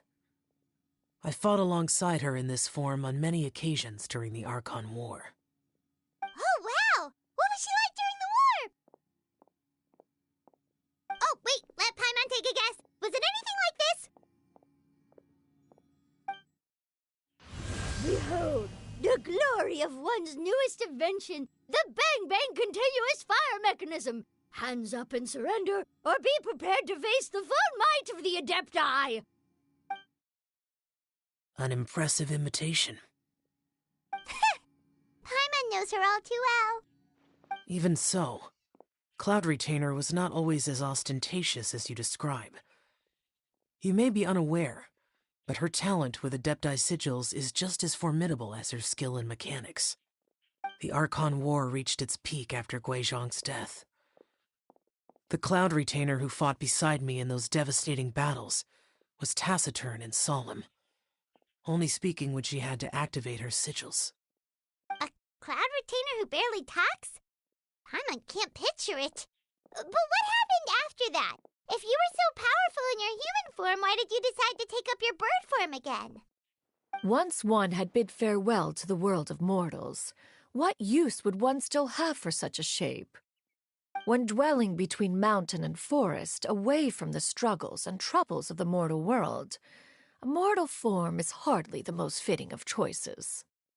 After the war, Cloud Retainer retired to Mount Outsong, only revealing herself to the occasional visitor, and always in her avian form. Although I do believe there was an occasion some 30-odd years ago when she decided to don her human form. I believe it was for the purpose of... One believes there is little need to relive bygone matters. Granny, are you okay? Back then, at this place, Perhaps this conversation should end here. I shall take my leave now. Should you encounter any trouble, you need only call my name. However, given that you are traveling with Cloud Retainer, I trust you are in good hands. Everyone! I think Granny is finally beginning to remember her past. Slowly now, calm your mind and recount what has been recalled. A long time ago, I stayed here to recuperate from my illness. Huh. So what Shinto said was true! You did fall ill! Was that why you went into hiding? I don't remember. I'm very sorry, but I can't even remember the name of my illness. The only thing I can remember is that it took a great toll on me, and there was no cure for it. I was confined to my room in Wangshu Inn, where I spent many days unconscious. I'd come to every once in a while and stare at the migrating birds outside the window. It was a solemn sight. I remember crying, but I'm not even sure I knew why. One day, I met a traveling merchant. Upon hearing of my illness, he sold me a bottle of soul-revitalizing tea pills. He told me that the pills were concocted using adepti blood and could be used to alleviate my symptoms. Sure enough, I made a full recovery. My illness remained dormant for several— Wait, but if your illness remained dormant for several decades, are you saying that what you're going through now is just a relapse of what happened all those years ago? And it was all thanks to the pills that you managed to keep the symptoms in check? Paimon's brain kinda hurts. Do you remember anything else? I'm sorry, I don't. Oh, if only I wasn't so useless. Hey, you're not useless. You've done so much for me. Watched me grow up. Raised me. How could you say that about yourself? Oh, fret not, dear child. Granny was just a bit frustrated. That's all. The recovery of a person's memories is a gradual process. Finding pieces of one's past is always superior to not finding anything at all. Let us make haste to the next location. Next location. Oh, why don't we go to the area north of Dwayunkars next? There isn't really a landmark there, so where should we start? Oh, Paimon's got it! Let's check out the houses in the area first! After all, if she was there for any length of time, then she would have stayed somewhere, right? Oh, Paimon's really got her thinking cap on today! At this rate, we'll recover all of Granny Wendai's memories in no time!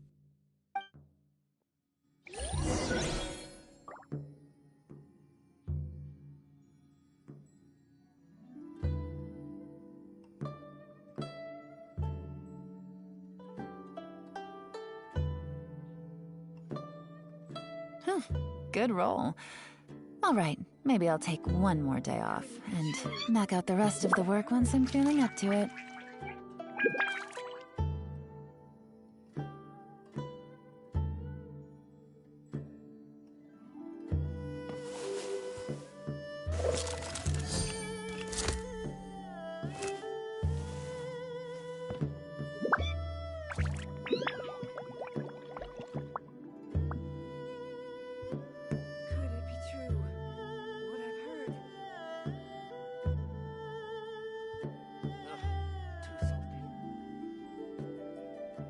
I got a new letter from an informant. Looks like the situation has changed again.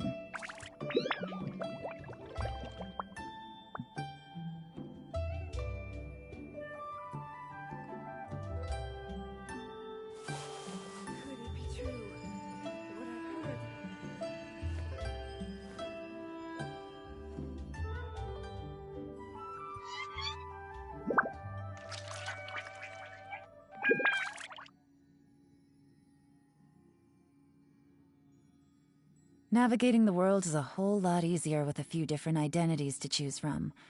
Need me to come up with some for you? Could it be true? What I've heard. Too soft.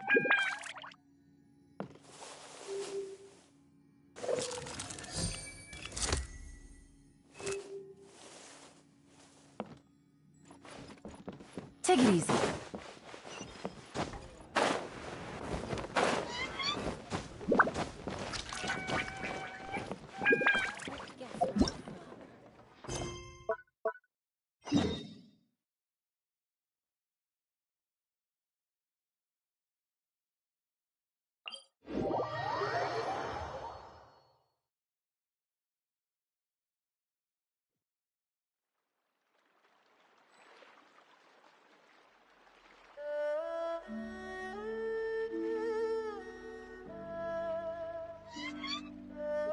I got a new letter from an informant.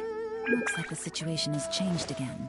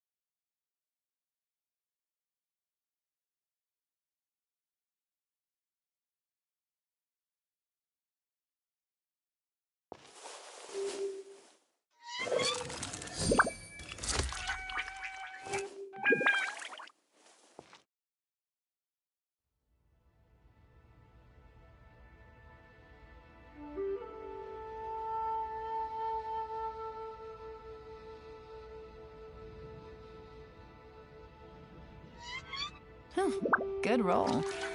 All right, maybe I'll take one more day off and knock out the rest of the work once I'm feeling up to it.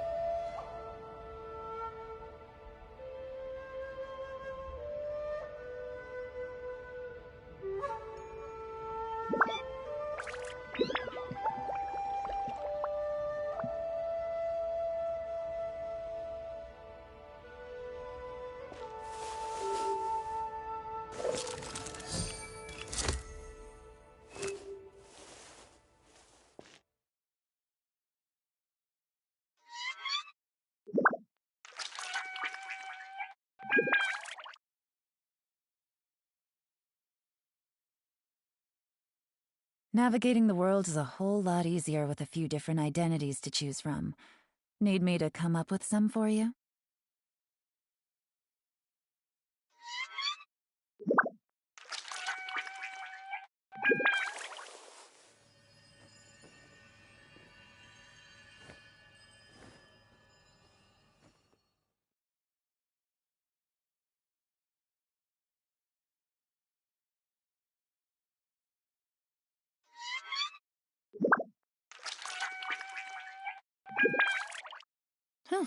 Good roll. All right, maybe I'll take one more day off and knock out the rest of the work once I'm feeling up to it.